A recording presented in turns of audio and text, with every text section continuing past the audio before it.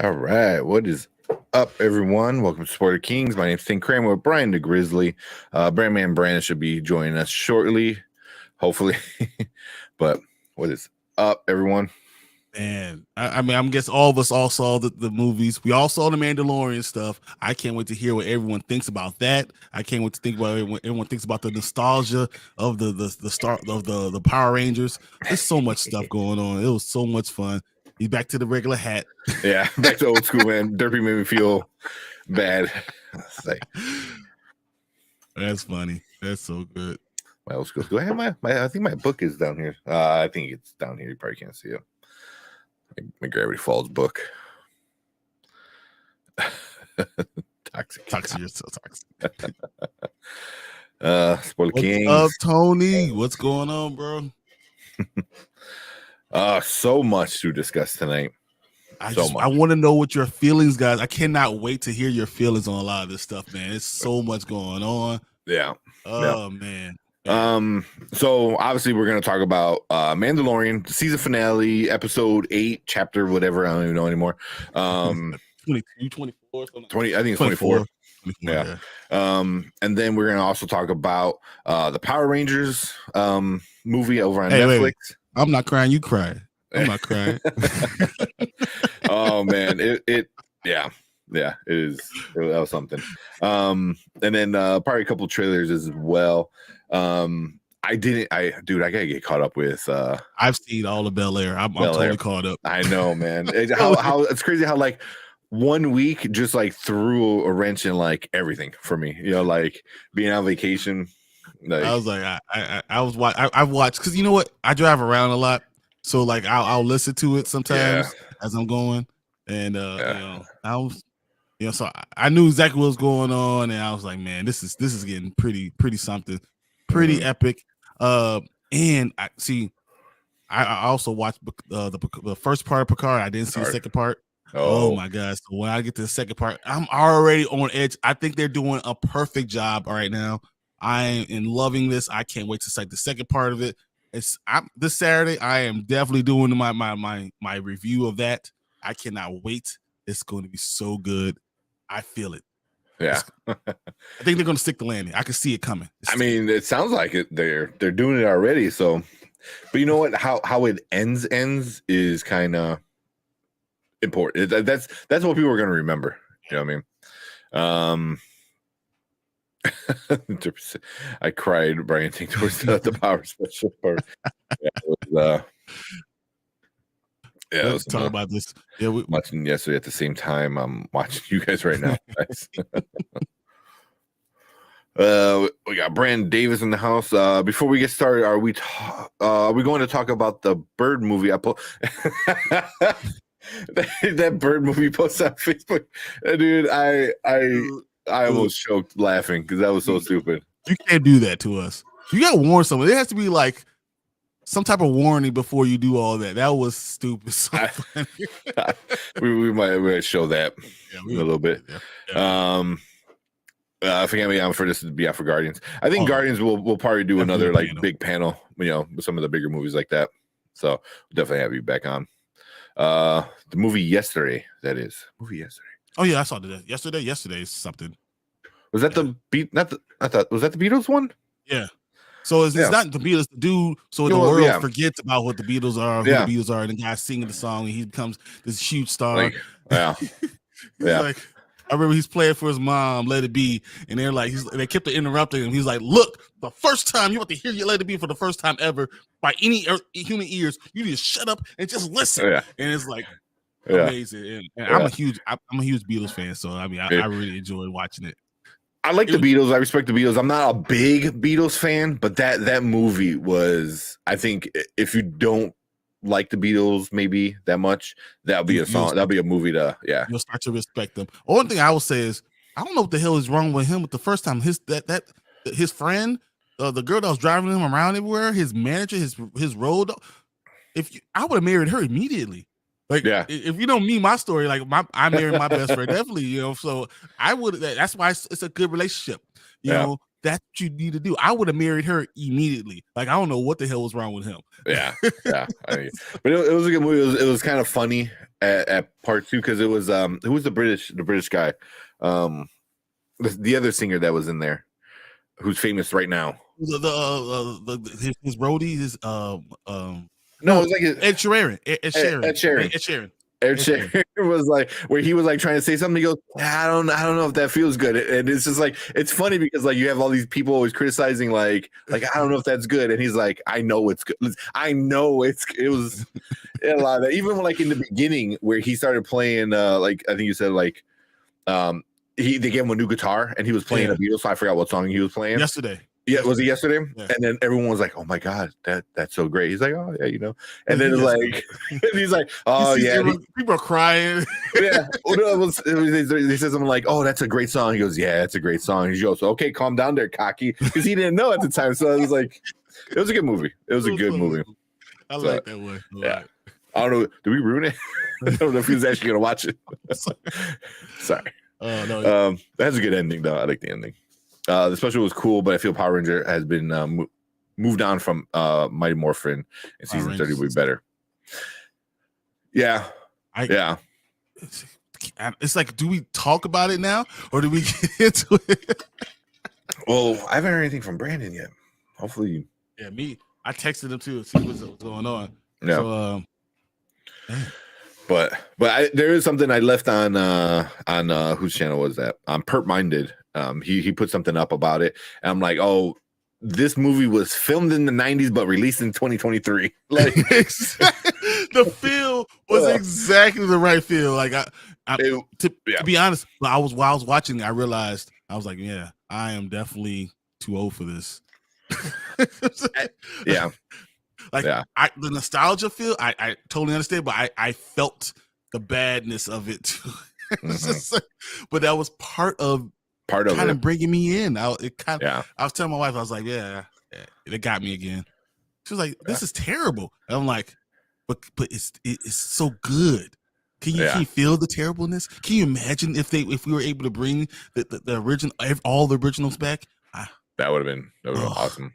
Oh god. The one, like, I don't want to ruin it, but yeah, there's some things I feel like they could have went more terrible 90s with. That would have been good. Cinema Sins did a video on the Bird movie. Okay, we're gonna bring it up. I'm gonna bring it up. Taxi Gamer, yes. This recent episode of Bel Air was fire. It was so good. No, the last 3, man. These last 3 have been so good. I'm sitting there like this, like, it's about to like explode if we don't talk about it. So it's been so good. It really is. We might, because maybe we'll do a video, like a recorded video. Yeah. You know, and just do the whole end of it and stuff like that. Because if there's any sports fans, so next week Thursday we're not going to be live on this channel. We are going to be live on our sports channel with Dynasty Pylon, and we are going to be watching doing a NFL draft kind of watch party. Come on, man. That should be pretty fun. Yeah. No. Comics might be my first love, but I was best at football. So I was definitely best at football. Oh yeah, I think you brought this up on the other when we were on House of Nerd, with the arcade I mentioned about it was coming to my town. It's museum and interactive arcade, apparently biggest collection in America, over 300 machines. That's cool. That's cool. Oh no, there's like 600 machines. Jesus. Between pinball and arcade. Yeah. I take my kids to the arcade every once in a while, just for my girls to my oldest, my 8-year-old Charlie, likes to play Mortal Kombat with me. Nice. I was like, oh, I knew I liked you for some reason. I'm sorry, I gotta beat you every time. She's like, Dad. It's like, I know this one. Nice. Told you I would love to be on just for power. Yeah, sorry. Things kind of. It's been weird. One crazy thing. Sorry about that, Derpy.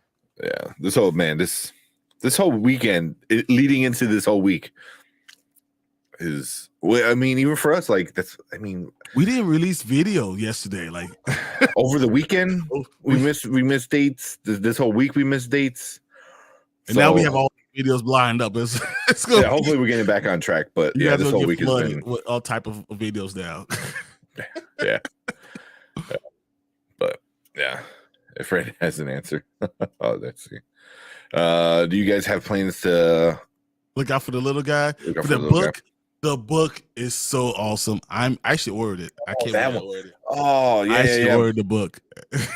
Oh, did you? I remember it was out on pre-order. I think because they had Brandon put it in the Facebook group. I remember seeing it. I was like, oh yeah. I mean, you get it for the meme at that point, right? Because I just want to know what's going on. Yeah, yeah. Because it's actually about the character as if it was a real person with a real events. I mean, it seems like kind of funny. Later seasons were always better to me with Power Rangers. Yeah. I mean, that Mighty Morphin was always good. Then it got a little weird with Turbo and Zeo and shit. And then I kind of like stopped for a while. And then I never watched Dino, so I didn't understand Dino references, but I never watched Dino. I think I started getting back into it when they actually brought Tommy back in as a teacher. Yeah. I don't remember what that was. Dino something. I just know this Power Rangers Dino something stuff. Because now there's like Dino Fury was the last one, and now they're going into Cosmic Fury with the same people. So yeah. Yeah, L, what's up, L? L. Oh. I had. Yeah. Got some represent House of Nerd show. Right there. Yeah, we got those in the other day. You got them in, so yeah, we're definitely can't read it. I don't know. I don't know what to do with it. I was like, we gotta frame it. Does one of us open it and just take it? I'll let Brandon do that one. Exactly. It can't be on for that watch party. Maybe. I don't know. I think we might be able to do something for the draft. But I will say this: I will be running from my daughter's play. I have my youngest on Wednesday, and Charlie's is Thursday. So we're going from the play. I'm running to the draft. Coming all sweaty. You're gonna see me in the suit like I'm like, hey guys, hey Charlie, we drafted him. Wait, you're gonna be at the play during the draft? The play is at 6 or something like that. Okay. So it should be done. Okay. So you meant like running home. I thought you meant like I should be home in my I'm gonna like rip off my shirt and we'll have the whole Bears jersey and everything, the whole uniform. Let's go. Yeah. What the hell? But I did want to talk to you about that like a little later and see if maybe we'll try to get some how we're gonna figure it out, how we're gonna do this. And then maybe try to get some other channels in there too. You know, because I know last year I was out on vacation when the draft happened, and you guys had brought on Mike from the Get Right. Yep. So I wouldn't mind seeing if some of the Get Right guys want to join us. I can't wait till Sunday when we do this draft. I think it's gonna be real fun. I want you're gonna enjoy it. Trust me. We have something up our sleeves. We figured out some stuff. It's gonna be fun. I was watching the one you guys were talking about when you did it yesterday. Yeah. So do a interactive component to it all. Yeah. Tony said Jackie's so bad. Yeah, you know what she is, man. No, evil bad or like wow. Yeah. Like wow. Okay. You're pretty good looking there. I'm gonna go ahead and say that. Oh, that But it's because I'm at my age at this point. It's hard. Like you could be really attractive, but because if you're not at least 28 years old, for me, it's like I can't even see you in that way. Like you're a kid almost. Yeah, it's you're 23, 24, like you're a kid. Yeah, you have no life experience, so I can't. You haven't heard a baby cry, right? You haven't heard that baby, like it hits you. It hits you somewhere in the heart or something. Yeah. It's things that you haven't experienced. Like you just haven't had that. So it's hard for me to.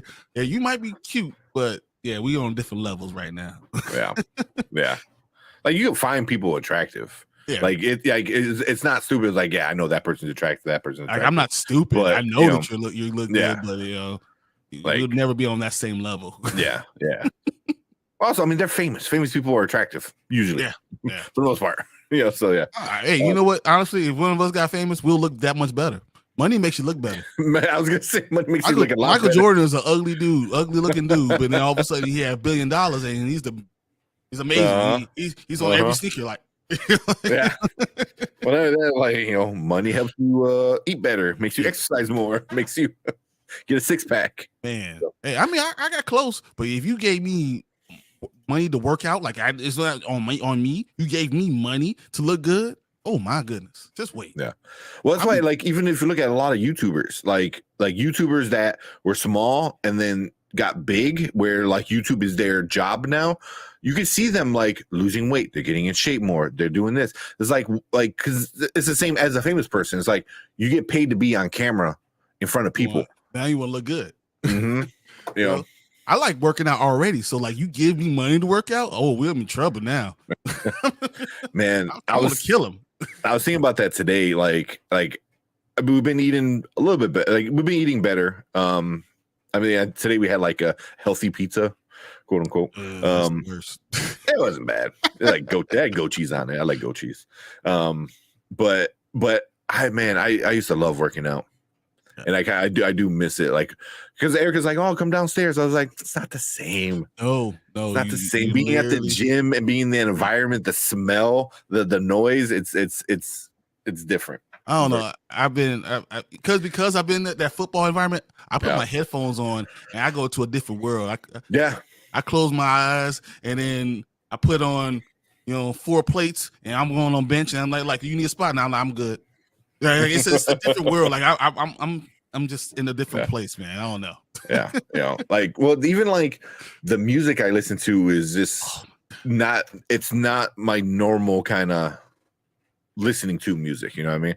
Like, it's legit. I have a bunch of different stuff in there, like stuff that you can only listen to while I work out. Like, I can't listen to it in the car at work for fun. Like, no, this is just workout music. And then if I'm on a final lift, if I'm like trying to do something I haven't done in a long time, I put on Beast on and it's cursing and it's all this other stuff. And I'm like, people are looking at me like, oh yeah, he's about to go hard. You can tell I'm about to go crazy. I'm that guy. I couldn't go to Planet Fitness. You'll look at me like, oh, what the fuck, you fucked up the mood. I would totally be that guy messing up the mood because I will be going crazy. So. Yeah, Planet Fitness. It depends. I've been to a few ones that don't give a shit, and I've been to a few that like that fucking alarm goes off. So stupid. Oh. But yeah. But are you guys surprised that Power Rangers is still making new season? No. Am I surprised that Simpsons are still making new seasons? No. Yeah. So, I mean, especially Power Rangers are made for kids. Mm-hmm. And kids always like that kind of stuff. They learned that early on. You're able to follow the same thing, do the same thing over and over again. Yeah. And then you throw in like some throwback characters, and now you bring in the parents. So yeah, you start making everyone happy. I wish we got a sequel for the 2017 Power Ranger instead. I didn't hate it, but I didn't love it. I was just like, okay. I liked it. I liked it, but it just I liked it. I don't know if I liked it. I didn't like the suits. I didn't like the Megazord. Like I didn't. Well, I had a problem with this one, like because two of them should not be able to control an entire Zord. But that's in my mind. Well, they did that in the show before, where it was just like one of them. Like they just had just one in there. I didn't like that. Like, no, you should be able to do one arm. You should be able to do one leg. You got to work together to get this thing going. That doesn't make Voltron. Sense. See, that's Voltron rules, man. It's not Voltron rules. It's also what is it? What's the movie? Well, Idris Elba. Idris Elba, yeah. Yeah. What's the when they're fighting monsters from the deep, and they're in these robots, and they have to sync their minds together. Oh shit! Yeah, Idris Elba is in that. Pacific Rim. Pacific Rim. Yeah. So I like that idea. Like you can't. It's too much on your brain to be able to do that. You can't be controlling these big old things like that. See, you need to watch Neon Genesis, either Evangelion. Mm-hmm. You need to watch that. Because that's where Pacific Rim came from, was that thing. But it's even more. There you go. Pacific Rim. Yeah. I even like Pacific Rim too. So I did too. I didn't mind it with John Boyega. Just John Boyega. I just like John Boyega. Yeah. I thought it was a better story. Because the first one was cool, but I gotta get you access so you can watch Neon Genesis. I'm worried about starting something new because you know how I dive in deep. It has an ending though. It's not like a One Piece or Naruto where it's like it's going to be 300. I started Naruto one time and I was like, there's 400 more. Crap. And it's going, yeah. I think it ended with like 900 or something like that. I don't remember. But it's one of my favorite animes. One of my favorite animes. It's really good. You always get a lot of cosplayers, you know, as those people. I tried getting Erica into it, and she hated it, and it hurt my soul. Part of it hurt my soul. It's like, oh, don't say that, you know. And she hated it, and so if you like Pacific Rim, I do, you know, and like that Power Ranger kind of stuff, I think you'll probably like the Neon Genesis Evangelion. It's very anime. It gets crazy at times, like crazy. You're like, what the fuck is going on? like what? You know, especially the you know, every old school anime is bonkers at the end. Like this makes no sense because they're bringing all type of stuff. Anything that came in their mind, they're trying to figure it out. Oh man, it's funny we're talking about all that on 420 today. That's awesome. I know, right? Oh, that's right. I wanted to download one of those like bong sounds with the water bubbling. That should be our transition. Oh man, we gotta get through some of these. I say just because I have plans for day 2, not so much day 1. Really, day 1 is round 1, man. Yeah. I'll be driving down to Pittsburgh for watch party with fans. Nice. Because Martin's going to be on the field in Arizona while the draft is actually happening, so that's going to be pretty cool too. That'd be cool. That'd be really cool. Started watching the Purge TV show. It brings up a lot of questions if it was real. See, that's why the Purge. I liked it. I could never really get into it because it was like we're this close from it. We're like this close from it. Like one bad politician away from the Purge. I'm leaving. You know what? We need to get rich. I need an island. I need to get my own island off the grid. No one knows where I'm at. Yeah, I'm live from the real Nerdvenger Tower. Somewhere in the water. We're somewhere in the Pacific. You know, no need nowhere. We're good. Yeah. Off the coast of Seattle somewhere. Yeah, right. I also think you have a news and live action adaptation for Avatar. Yeah, the last Avengers. We have all 8 episode writers for each episode. Yeah, I'm super excited about that. We keep getting more stuff like that, and then we keep getting more and more info because the whole was Avatar Studios. Yep. They just they announced all the movies and the shows and this and that. And I'm really really hyped for this whole train to kind of get rolling because I think the live action is going to. If we do it right, it's going to be great. Yeah, but they're continuing the story, so there's going to be another chain in the Avatar, story that we're getting. And we know where it's going, but I worry. The further you get from Aang, the less in. It could be, but because his was so unique, and I think they tried really, really hard with Korra, with the whole spirit. It was fine, but once again, the problem with Korra was the best episodes of Korra was what Aang was, or Katara, and some of it was in there. Like that was the best ones, Yeah, but this next one could be pretty good. It could be pretty good. I'm hoping. Yeah, the Power Rangers Breaking Bad crossover was dope. What? Because I know Bryan Cranston was one of the bad guys. He was the voice for one of the bad guys back in the day. Yeah. Don't know if y'all 420, but got my girl a 420 lemon bunt cake. Oh yeah, those are good, and it's busting. Can do any. Yeah, you could do. But you can do any pastry. Oh yeah, you could do it. My mother-in-law, she's a great cook. She's a great baker, a great cook. So she got into this stuff, right? And so now she has her oil and her butter and her stuff, and she makes popcorn. She makes cakes. Yeah. She makes cookies. She makes she made the 7-Up cake, and she didn't tell nobody. She made mudslides. She's connoisseur.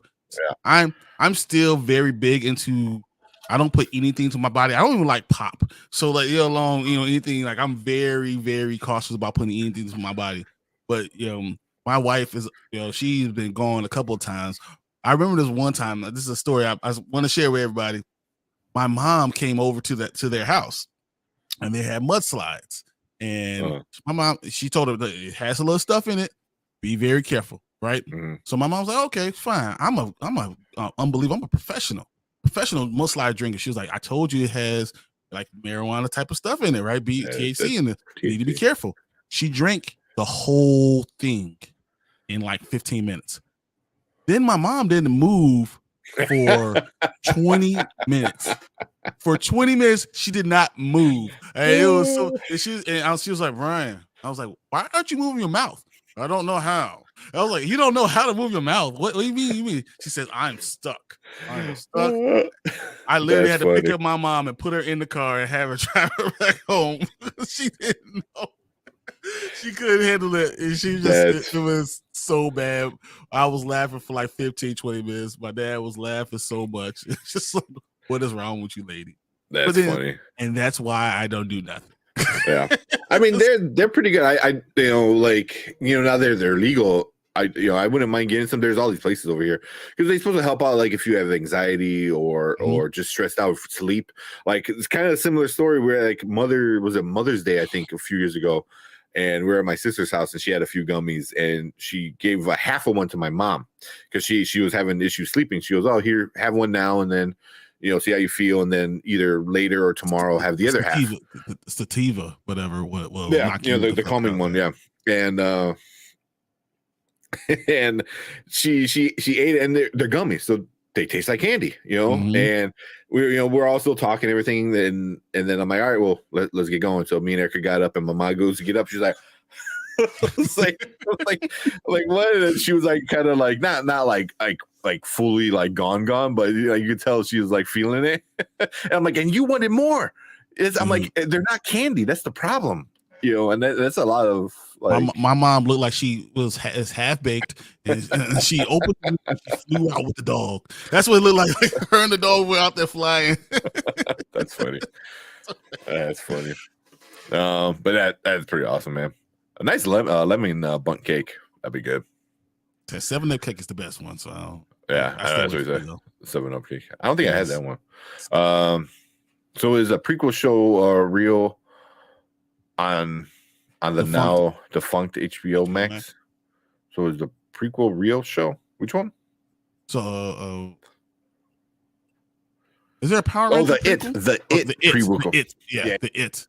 I was like, what are you doing? Yeah. I think they said yeah, which I don't know. I don't know how I feel about it, but I'll give it a chance. I'll give it a chance to see what it is. Yeah. I'm gonna come back to that one real quick.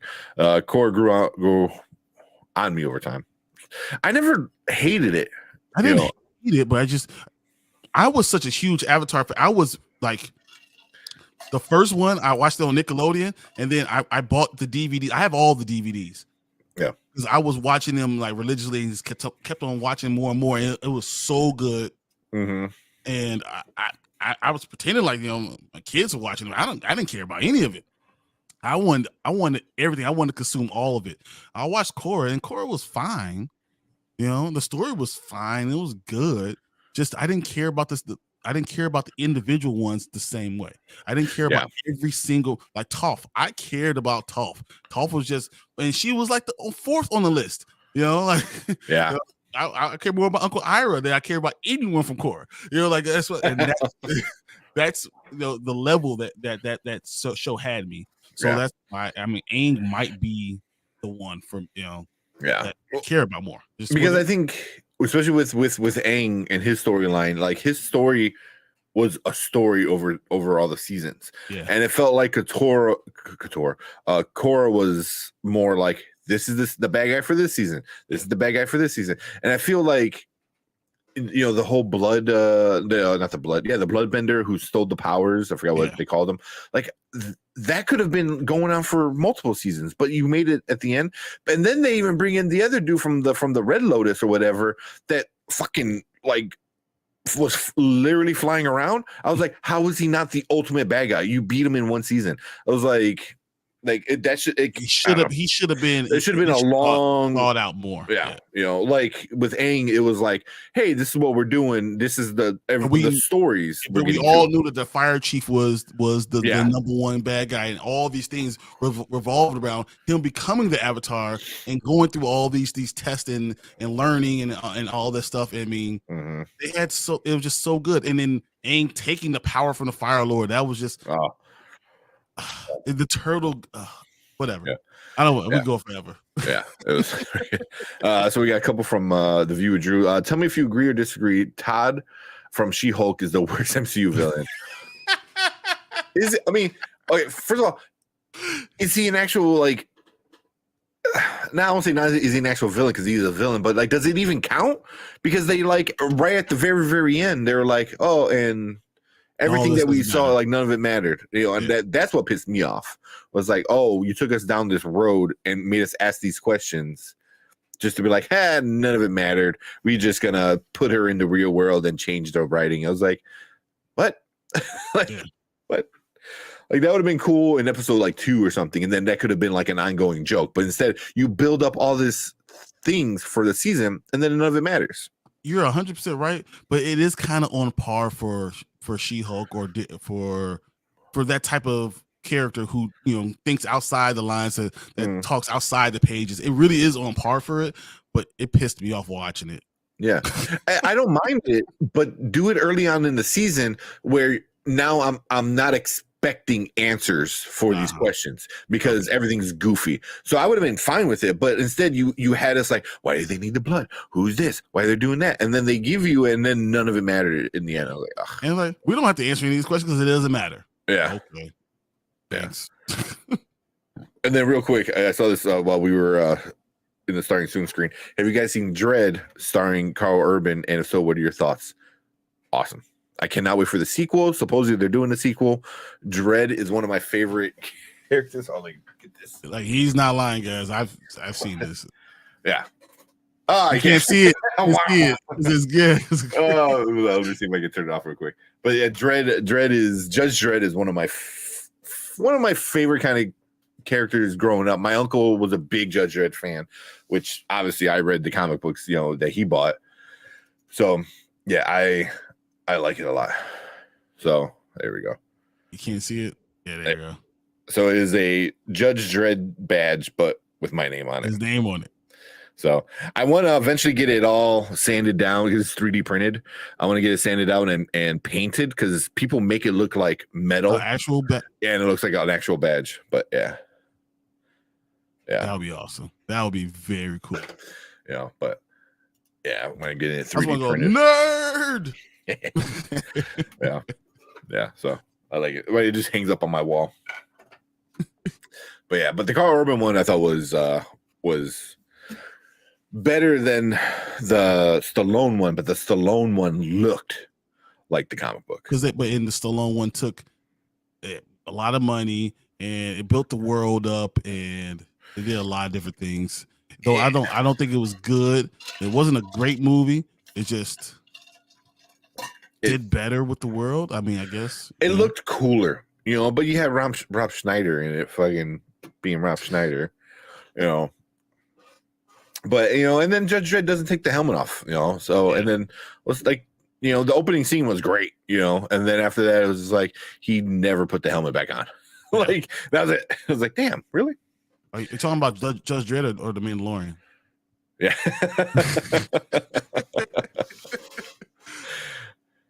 Yep. It's a Dredd 2. Yes. Supposedly it's got it approved and stuff like that. But that's kind of been the rumor before too. So we'll see. I bet so. Haven't watched The Flash since season 5. Yeah. I haven't watched this last season because I know it's the last season. I heard it's bad. Yeah, I just don't like watching, and I've heard terrible things about it. But I've watched everything, all the other Flash, even the bad acting, all the other stuff, all the terrible side characters. I've watched all of them, but I haven't liked it since Cisco left. Oh, damn, he left. I didn't even know he left. So, I gotta be honest, Todd is such a horrible villain. He makes Abomination, Whiplash, and even Malekith look better. The Abomination I didn't mind. Whiplash was pretty stupid. I think Malekith was okay, but I think that whole movie had issues. Yeah, the Thor.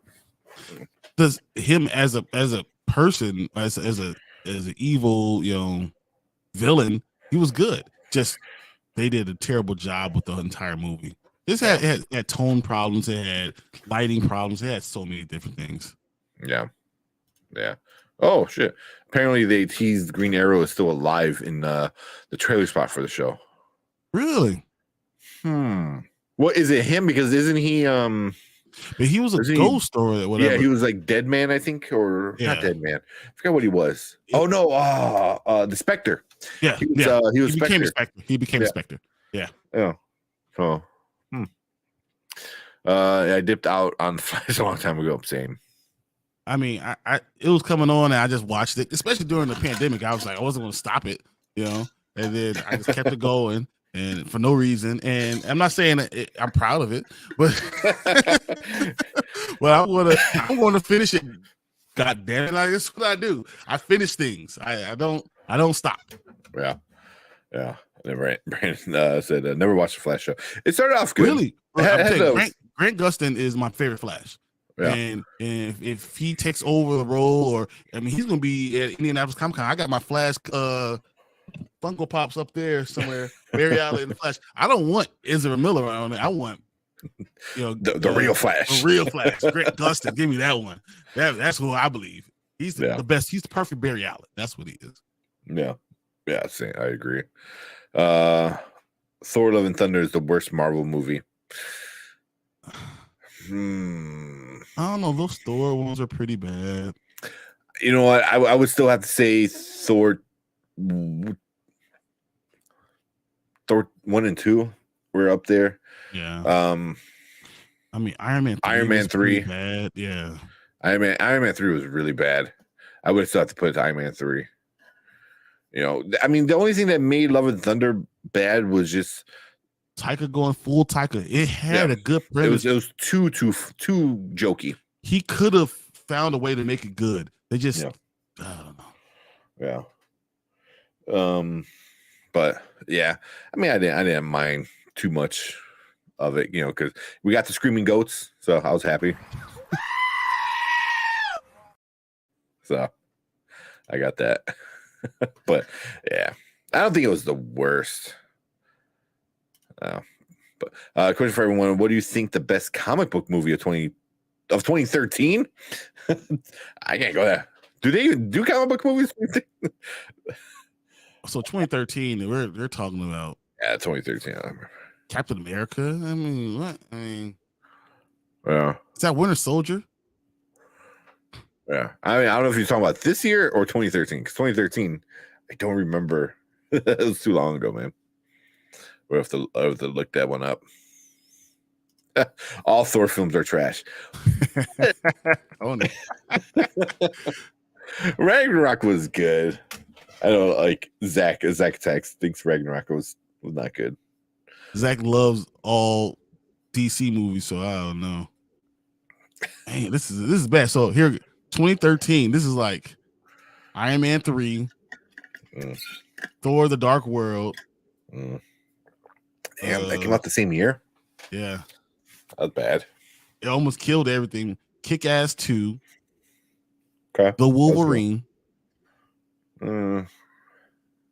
I think the Wolverine, wasn't that good either. Man of Steel was okay. I'm gonna go Kick-Ass 2. Probably. I like the Wolverine because it did have parts of like comic book, but it was still missing something. You know what I mean? It just was Wolverine. It wasn't that the one with Deadpool?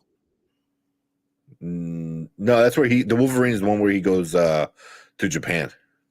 Oh, okay. And like the big bad guy is like Silver Samurai. Okay, no. So that was okay. That's the good one. Yeah. Okay, I'm okay with that. The Wolverine was good. I thought that one was pretty good. Although at the very end, I thought it was kind of silly where he chops off his claws. I was like, what? Like that was my issue with a lot of the Wolverine stuff was like you have Wolverine and then Fox always found a way to F him over. Like, oh, he doesn't know Sabretooth in the very beginning. I was like, what? Yeah. Yeah. I was like, that's stupid. And then all this other stuff, and then they did the origins, and the origins was kind of weird. And so your arch nemesis, that's like saying Lex Luthor. Who's Lex Luthor? Yeah, really? But then in Origins, Wolverine Origins, they like make him like his Sabretooth his brother. So it was like, so do you know him, or is he your like best friend over 100 years? Like, it's so stupid. Yeah. So, but the Wolverine was cool. I think it had cool shots for sure. It had really, really cool parts of it were awesome. But overall, it was okay. But yeah. All right, I'm gonna do a quick speed run and we're gonna get going. Let's hit through this because we gotta get through our Wolverine was good. Yeah, it was. Guardians of the Galaxy was the worst. No way, man. Brandon, no way. You're on timeout. You're timeout. That is timeout for that. That is my top 10. No, the fact that he has Thor 1 was that shit, and then says Guardians of the Galaxy 2 was the worst Marvel movie. I don't know. I don't know, man. I don't know where to go from here. Love and Thunder was never the worst, but it was up there with Black Panther 2 is bad. Namor saved it. Namor did save it. Namor was awesome. Future, the Flashpoint Paradox or Man of Steel. Well, Flashpoint Paradox was a cartoon, so I mean, I guess if you count that, because that was awesome. That was a good. Because I think Flashpoint was just so good. The Flashpoint, it's the best storyline. I feel like it is. It's DC. That is the best storyline. You can't mess that up. It's so good. Yeah. What do you say? Wow. Thor 1, 2 was dope. Thor 1 was okay. I liked it. It was the beginning. Thor 2 was you should have fixed your issue, the problems you had. All Thor movies are trash. It's okay if you all disagree. I think the Wolverine is an underrated comic book movie. It's good. I liked it. It's not like it's nowhere close to Logan, but it was good. It was I liked it until the very end where he fought Silver Samurai. Logan is so good though. I mean, it was almost a masterpiece. I felt like Logan just made me feel happy. Even though we've seen the death of him, it was so good, but it was a good movie. The idea of Professor Xavier is going crazy, he's killing everybody. That's amazing. His mind is killing everyone. Logan was good, but boring at the same time. I can see that. What? I can see if someone doesn't don't find the intricacy. A lot of there's a lot of story and lore. Yeah, but I thought it was amazing. Yeah, that's up there as one of my up there with in the 3 where I don't know which one is number 1, but that was up there. Guardians 2, they played catch in that film. Come on. That was kind of cool. He took the ball and he played catch with his dad. Yeah. But I mean, that was the whole thing with Guardians 2 was like legit, like family. You know what I mean? Like you had the father and the son, and then the real father, who was Mary Poppins. Yeah, exactly. Then you have like the weird uncle and the crazy brother, and then the mom and the dad. It's like you had this like family, and they were all kind of set up in this like situation. It was that's what I liked it. Number 1 I thought was still better, but number 2 I think number 1 was amazing, but 2 I enjoyed all of it. But all of this stuff is just like you can find good parts and bad parts to everything. That's kind of why we're here, because we always say that, like, I can have my opinion, but I can accept your opinion too. Yeah. Thor 1 was dope. Thor 1 was fun, especially at the time. I thought it was pretty fun. I thought it was okay. I mean, when he dies and then his hand just pops up and the hammer gets in it, I was like, that was kind of cool. But it's a good moment. Yeah, definitely. Yeah. I like Guardians too. Thanks, Profess. We're not the only one. I like both Guardian movies. Yeah, same. That's why I'm excited about this third one. It's a great franchise. Stop playing. Thor 1 was that itch. It was fine. It was good. It was good. Yeah, Thor 1 was good. Yeah. Thor 1 was directed by Kenneth was that Branagh, aka what? Herco Porgo. from Murder. Orient Express, yeah, and Death on the Nile. Shit. Well, Death on the Nile I didn't like Death on the Nile as much as I like Murder on the Orient Express. He did the first one? Yeah, Kenneth, yeah, shit. Yeah. Well, now that's all that guy does. He gets to do all that. Death on the Nile was all right. How does someone not like Thor 1 and 2? I don't like Thor 2. I did not think it was a good movie. I don't think that they did a good job. I thought the franchise almost died on Thor 2. Yeah. So that's just me. Yeah. That's why, man, people are like mad about all the MCU stuff now. It's like, but if you go back, like if we got Thor 2 now or Iron Man 3 now, people would be losing their minds. MCU would never taken off. It never would have happened. Yeah. Bro art is subjective. It is. You know, that's why I don't get mad. Like we can sit here and talk like why this is good, why it's bad, but I'm not gonna like call you like that's it. We can't be friends no more. Yeah. I don't know, man. Zach almost caused me to say that we can't be friends no more a couple times. The Eternals is the greatest movie of all time. I was like, yeah, I'm done. Zach, me and you, I'm unfriending you right now. Yeah. Guardians of the Galaxy is the only Marvel film I never watched a second time.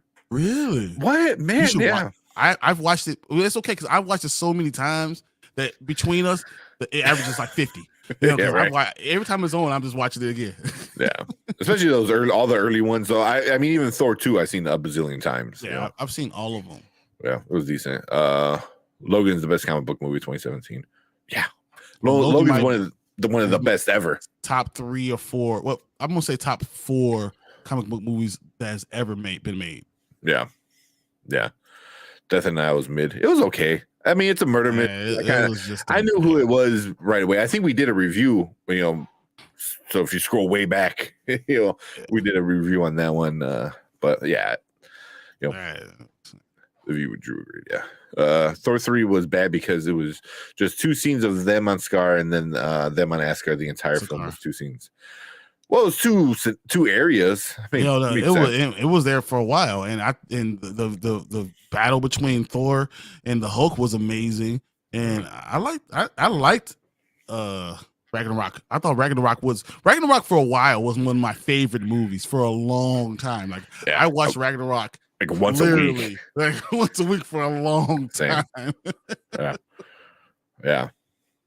Yeah, so here you go. Yeah, Ragnarok was second best comic book. If it wasn't for Logan, I mean, you have like Ragnarok, and then the only thing that beat it was Logan, arguably one of the best. So that was the only time Taika did a good job. When you keep Taika on a leash, he can make good movies. You got to keep him on a leash. You can't let him go too full Taika. Yeah, that's the problem. Especially when it's a IP, something like like Marvel stuff. Like you got to be able to like control, especially when it's part of a bigger universe. Like you have things that you're revolving around certain storylines that have been around for 40 years. You can't F it up, and that's why that's the problem. Taika, he does his own thing. That's his, yeah, he does. Guardians of the Galaxy is one of my favorite comic book movies. Before Logan. Well, Guardians of the Galaxy, no one knew what the hell it was. Like I promise you, I used to pass through. I go through my bins in both my comic book stores. It was always there, all of them. The whole thing was always there. And then kind of just say, all right, whatever. But James Gunn did a good job with it. Oh yeah. Even I remember, that was early on in the MCU kind of world or universe, whatever. And I remember my mom was like, she's like, I don't want to see that look stupid, And then I think still it's like one of her favorite like Marvel movies is Guardians 1. So, but yeah, it was like make a raccoon and a tree. And then you're like, I love them to death. I'm like, if you kill them, I will riot. We are Groot. Yeah. Unpopular opinion, Logan's my favorite comic book movie. Oh, Dark Knight. Dark Knight's better. I don't care. Dark Knight was better. I mean, we had a huge argument.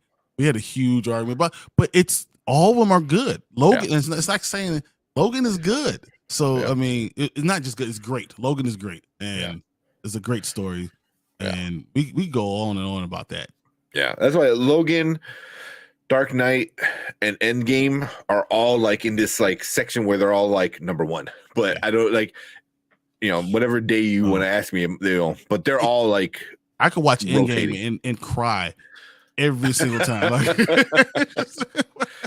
every single time. The Batman is my favorite comic book movie. The Batman was really good.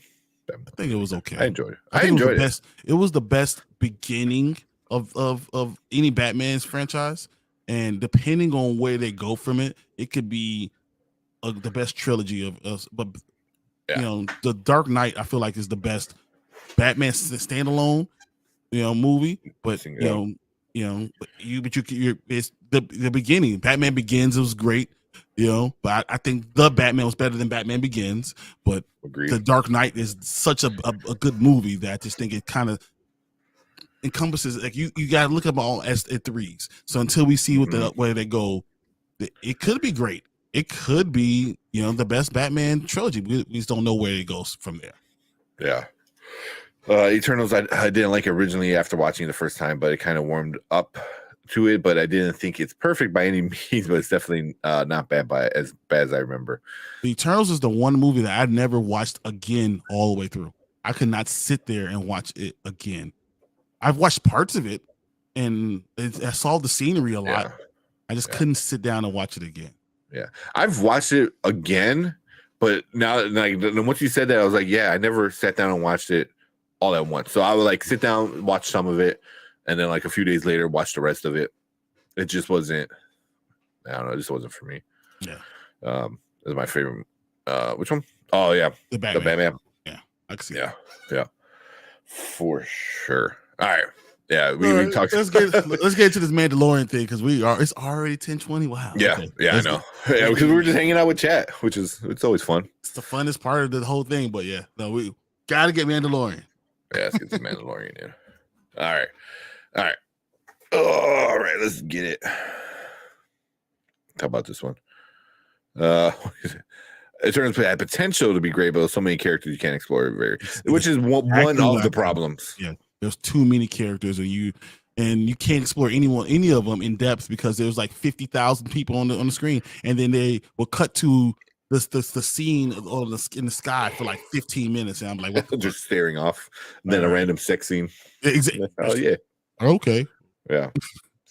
Yeah. So, but cool. Let's get going with this Mandalorian thing. This is the way. This is the way.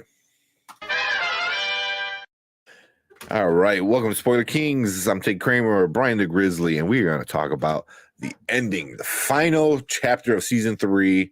What was it called? The Return, I believe it was. Yeah. For the Mandalorian. All right. Right off the bat, how'd you feel about it? I'm confused. Is that okay? Like, okay. I've not that I didn't understand where it was going, but like there are parts that I did not like. There are parts that I really liked a lot, and then and I didn't know where they're going into the future. And from Moff Gideon to be, you have the cool. Why do we always waste him? I don't understand why we keep on wasting him. I mean, Esposito. I don't understand why do we keep on wasting this unbelievable actor? He's on screen for like 15 minutes. I don't even understand. No. But I have a lot of different type of feelings. Din Grogu, I have a lot of feelings about that too. I was like, I thought he was already his son. How can you adopt him? You are already his father. Yeah, that's funny. That's funny. I didn't even think about that. Well, yeah. I mean, there's a lot of so he gets adopted. I was gonna bring something up, but I'll save it maybe towards the end. And then Toxic Gamer's out. Appreciate you stopping by, man. Yeah. Thanks. Man. But I don't know. Did we get any answers either? For what? We did a whole show of the spies. The spies. The spies. And did we ever get an answer of that? Who's the other spy? I mean, it could have been just us, or not just us, but fans in general, like maybe thinking about it too much. It said to the spies. Yeah. That means it's 2. Yeah. Wow. And the armor was still the good guy after all that. I know. I gotta say, Emily Swallow. I'm man, Take off the helmet. If you took off the helmet, I might be mesmerized just by her because she is fine. I don't care. She is fine. She's like 43, 44. She is fine. Oh man. Whew. Yeah. Sorry. I feel about a god sister. Exactly. Yeah. So, but yeah, I don't know. I mean, I didn't really mind that too much. I was like, yeah, whatever. Because for me, it's just a title. Because even this one was called The Return, but I was like, what is the return of? Is the return of Mandalore? Is the return of the Mythosaur? Is it the return of focusing on Din? Or did they see? Did they bring the focus back? It's going to be back to the thing of the week, the episode of the week. Yeah, I know. Or did they just retire Grogu and Din? See, that's why that's one reason for me why I really liked this episode was because it put a cherry on top of that story. Like that's it. Like if that's the end of the Dins the Dins stories, Grogu and Din Djarin, I'll be okay with it. I thought that was like if season 3 is the end of everything, I would have been okay with it. I'm like, okay, that's a great ending of it, but also I kind of feel like it is because I feel like season 4 might be like a soft reboot, maybe, because that's kind of where I'm like, okay, he's got his happy little home, Grogu playing with him, and he's training him, he's gonna do all this stuff, and I was like, okay, so is season 4 gonna be like a soft reboot? It could be. I mean, because now we have Mandalorians on Mandalore. Are they going to fix that? Yeah. Is that where we're going to go? Are we going to follow Bo-Katan? Or are we going to? I mean, Moff Gideon he was such a good bad guy for them to, and they focused so much on all the clones of him, and then and he had little dots knowing where Grogu and Mando were the entire time. A green dot. And he was like, we'll just focus on that later. And then all of a sudden, you saw him going to the place where all your clones were, and no one thought to do anything about it. Like, yeah. That was kind of crazy. Yeah. There's some things. Like one thing I thought was kind of they didn't really acknowledge Paz Vizsla, and I feel like there should have been like some kind of honoring ceremony, in memoriam. At least in memoriam. But I mean, I liked how it ended. It was okay. I mean, there were some issues I had. So this is full spoilers if you haven't watched. You know, I literally when he crushed the Darksaber, I gasped like a little kid. I'm like, oh, what? What? That's the coolest lightsaber, and you're just gonna go. I was like, that fast? It happened so fast. I think that's my main complaint about this whole thing was that everything happened very fast without, Moff Gideon dies very quickly. Like, Yeah.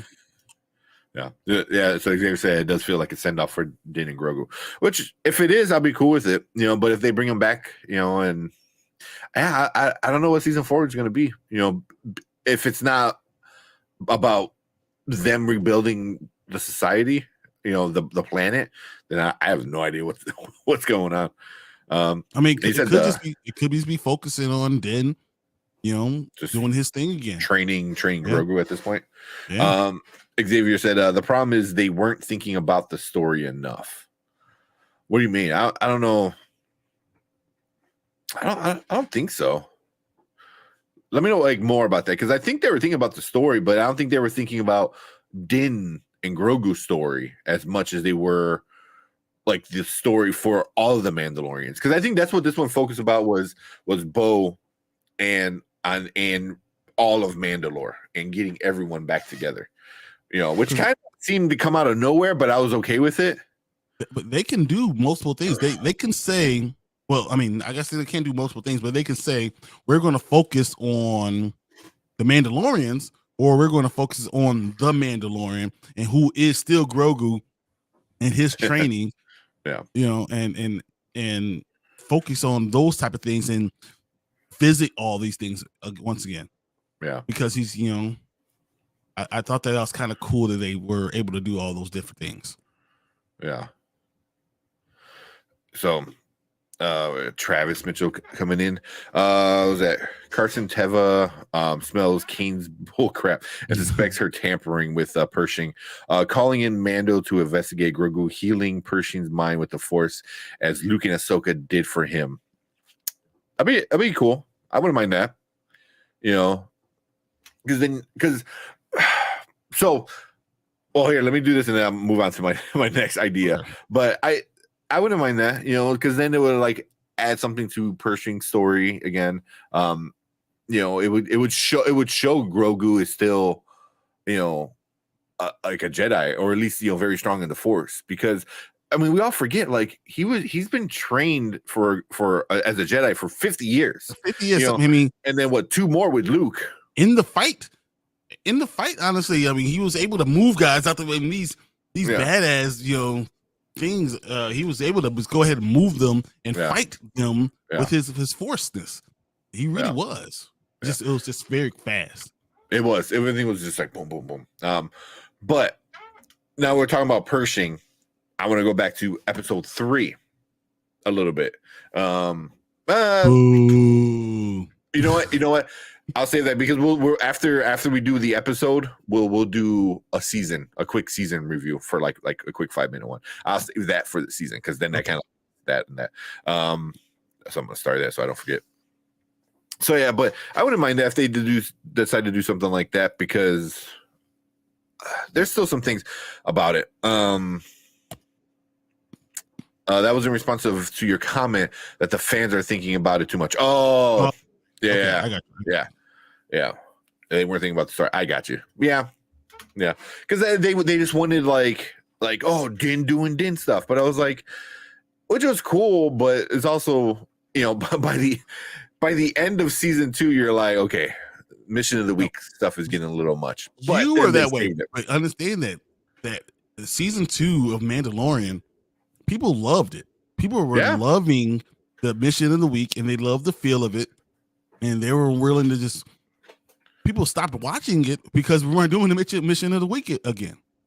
So this allows almost like we can do season 4 of Mandalorian as going Mission of the Week again, or we can go following the Mandalorians on Mandalore and figuring out how we're going to keep this society together, how we're going to kickstart the society as we kickstart this the fires of Mandalore again.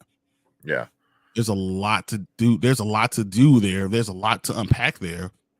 But they can do that, or they can kind of do Din as doing these things for the New Republic. So they got multiple choices. Or they could do both. I mean, they could.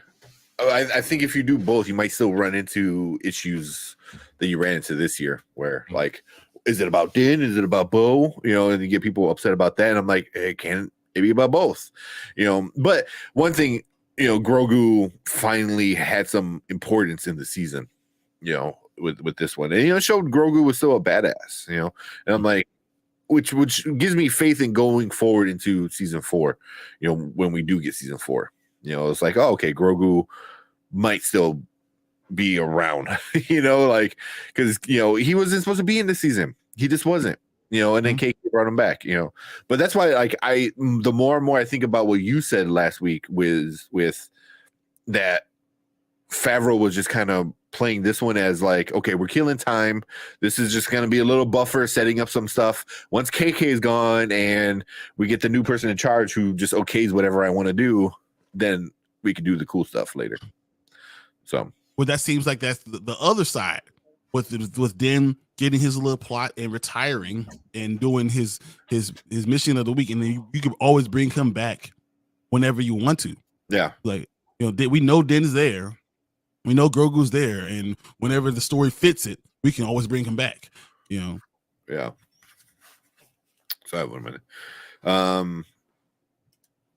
So Travis said, I suspect Pershing was raised on Exegol. Ooh. Explaining why he's so socially inept and why he's so lost in normal society. That'd be interesting. like him himself is like a clone or something like that. Yeah. Imagine Gideon, Moff Gideon, crawling out of the wreckage, burned, trapped in his armor, like Shredder going to Tatooine and becoming a mod. Then becoming a mod and helping obliterate the Mos Espa to draw Mando out. Could be cool. That'd be cool. But isn't that very Darth Vader-ish? Like you're really going very Darth Vader with that. Like, yeah. Don't try it, Anakin. It's like going that entire storyline again. So I don't know. I don't think so. Here's a question I want to put out. So are we done seeing Moff Gideon? I say no. I say it seems like they kind of put a pin in him. Did they do? Because was that him or was that a clone? Because somebody pointed out in all the other seasons he had a mustache. In this season, he didn't have a mustache. And when they did a close-up to the clone in the little chamber thing, the clone didn't have a mustache. So was so this Moff? But all the clones, none of them got to to really be mature. None of those did. But what if he was this the first one? Like the test one or something. It was like I feel like that's the route they're gonna go down. Is like he's not gone. Although it's kind of like some of the legend books where like the emperor never dies, he just puts his essence in another body. I wonder if they're gonna do something similar but without the whole essence transfer with Moff Gideon. It's like, oh, here's Moff Gideon too. Like here's this one has a beard now. It's like stupid shit like that. All right, I like that. Okay, I can see that.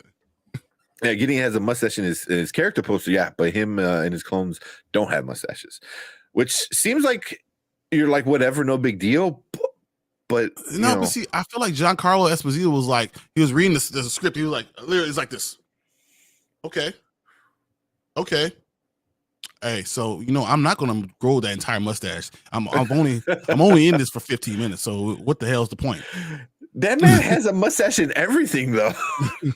I wouldn't like to shave it. He'd be like, I ain't shaving it because I believe I gotta look. Does he have the mustache in The Boys? No, doesn't he? I thought that, and that's the point. Like maybe he has more time of other things. Like he's like, okay, well, I'm gonna do all these other things, so F it. I'm not gonna. He doesn't have one in Breaking Bad. I thought he did have one in Breaking Bad. So. Yeah, maybe not. I don't know. I mean, it could be easy that just as easy as that, just something silly. But I feel like I don't know because it wasn't like a crazy mustache. I mean, you can literally get some like makeup and draw a little mustache on him. I feel like it's almost the exact opposite of DC. The Henry Cavill. Yeah, Henry Cavill. The exact opposite. Yeah, but. I don't know. I mean, that was one thing a lot of people were pointing out, which was kind of interesting. But I don't think we had because now once you introduce clones, you're like, was this clone, or do all of them think like they're the original kind of situation, like you don't know who's the original and all the clones think they're the original, so he thought those were the clones and he's really the clone. I don't know. I feel you can kind of crazy with it. Hey, what's up? What's up, Herp? What's going on? Herp? Travis said, I love an episode of Mando where he has to reprogram a bunch of droids, yeah, and has to visit Christopher Lloyd on the exile planet, both working together, showing Mando getting over his hate of them. I think he slowly has too, because he liked the R2 unit that was on there. Yeah, was it R25? R2, whatever. Yeah.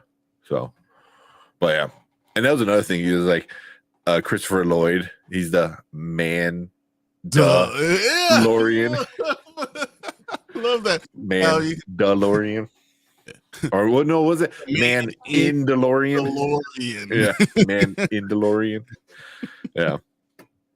So, but Yeah, I liked it. I didn't like that. The Darksaber thing was one of my biggest parts where I'm like, what? That was upset. And I was like, it sucked. Well, You I know, mean, but but Dennis always said, he was like, well, the Darksaber was not really important for us. It was important for other people, but for us, it was just like whatever. It's just a story. So the fact that it got destroyed is like, yeah, yeah. it's like all of our tropes were all destroyed in this one episode. Like Yeah. the only thing we didn't get was the writing of the mythosaur. But Ooh, I think they set that up, man, because I wonder if they bring back. I wonder if they bring back the Darksaber and Grogu fixes it. You know what I mean? Because like part of being a Jedi is making your own lightsaber, like what I did when I made my own lightsaber. Yeah, I love that. So you gotta build your own lightsaber. So I wonder if that would somehow it would get into his possession and would fix it. And then he had that little connection through the water, and I was like, oh shit, So I wonder what they're setting up, and stuff like that. It's gonna be pretty interesting with a lot of that. And then when the armor was like, oh, only his parents can give him permission, and then he's like, okay, well, and I'm like, oh, is that the next season? Is like the mission to find Grogu's parents? And he's like, and then it didn't. He just went like, they're like, well, I will officially adopt him. They're like, but you didn't do that already? Yeah, no, right? Like that was already your son. I like, what? I don't understand. Yeah, Grogu he's gonna be riding that thing for sure. He's gonna have the Darksaber. You ever seen that Futurama, like with the robot on the dino robots? He's like, I don't want to live on this planet no more. That's gonna be Grogu with the Darksaber, like whipping around. Grogu's going to make a double-sided Darksaber. Oh jeez. He's gonna have two Darksabers. It's gonna on both sides, like it's Darth Maul. So now Maul's people are going to follow him because that's just like Maul. I want to follow him. And then he's gonna be riding the mythosaur. So the original ones are going to be around following him because he's on the mythosaur. Yeah. And then he's gonna be using the Force. So all the Jedi are gonna be like, yeah. Oh man. He's the one thing that can bring it all together. The movie will be all amazing. Because Grogu could be able to do everything. It's but it's so weird because the one thing that Favreau did not want, Grogu, being the focus, it seems like that's the one thing that's the coolest part of all of it. Yeah. See, I wonder if he was gonna bring him back eventually. More of a full-fledged, because I can imagine seeing that where season 4, Din's about to die, and then a fucking baby Grogu comes flying down with a fucking saber and starts whipping shit around and killing people and save them. I mean, and now I don't know if we're obviously not going to get that. We got a little bit of that where he tossed the guy, saved him kind of thing, but nothing like cool Luke, saving, coming in saving Grogu. I think I wanted that, but with Grogu saving Din. But it was even weird even with that because didn't pledge his alliance to Bo-Katan. I will do whatever I do. I'm going to follow you until your song is written. Unless he's going to say, the first verse was already done. So I guess I'm close enough. I've done it. But it was cool. I saw that meme that said how boys flirt, and they they show this stuff. And then they said how men flirt. And he's like, I will follow you, Bo-Katan, until your story till your song has been written. And that's it. And she just melts. She's like, ha. Be still my heart. That's funny. I actually think him chasing the super battle droid would have been a great time for the helmet to come off. The super battle droid's punching the helmet off in front of everyone. I think that might be something we get to later. The helmet getting popped off, and it would probably have to be a droid. But then, so why didn't if he said, okay, now I'm now his parent, I'm going to give you permission, then why didn't Grogu get a helmet? Well, maybe not. Yeah, I mean, it's only we don't know how long it's been, but I'm sure she's got to make it. She just lit the forge up, man. Let it warm up a little bit. But they didn't explain any of that stuff though. So how did Moff Gideon learn how to give everyone all his those other ones their commandos? Yeah, their suit. Like how? Yeah, it didn't I'm make sure any you sense. can build it, right? Because the super commandos, like those super stormtroopers with the Beskar, that was from Clone Wars, I believe. Was it Clone? Yeah, it was Clone Wars. But who knew how to use the Beskar to give them their suits? Yeah. Well, that's why I thought the spies, once again, it could have been you know, we could, the armorer could have been the one to spy. But we didn't get any of that shit. They didn't answer any of that. They're like, oh no, that wasn't important at all. What you talking about? Yeah. I mean, that's which is good because we were still getting a season 4. So hopefully we get more stuff built into it. Xavier said freaking cat. The destruction of the Darksaber really hurt me to my core. Yeah, I lunged for the TV when that. Me too, man. I was just like I was kind of sitting back. I'm like, what? Like, and he was crushing it. He was like, no, what are you doing? Like, don't do it. Oh, that was one thing. Like my kind of like pissed off me and my girlfriend was when he goes, oh, Mandalorians without their trinkets, they're. I'm like, says the man in a giant trinket. It's like, shut the fuck up. The man that's like put a whole suit after Darth Vader, and then and then put a whole Beskar, like he did a whole suit full of it. Like come on, man. Yeah. And then he's been following the dark saber the entire time. Like I don't even understand. Like it was so many inaccuracies in it, but it kind of made sense because it kind of just threw everything under the. This doesn't matter. This doesn't matter. This doesn't matter. This doesn't matter. Like oh, the planet's poison. This doesn't matter. Like, because think about it. He jumped out of the planet. They all jumped and flew through the part of the planet that was like lightning and thunder. Lightning. They all flew right through it. Yeah. Like, well, no, just him. Just was Axe, whatever.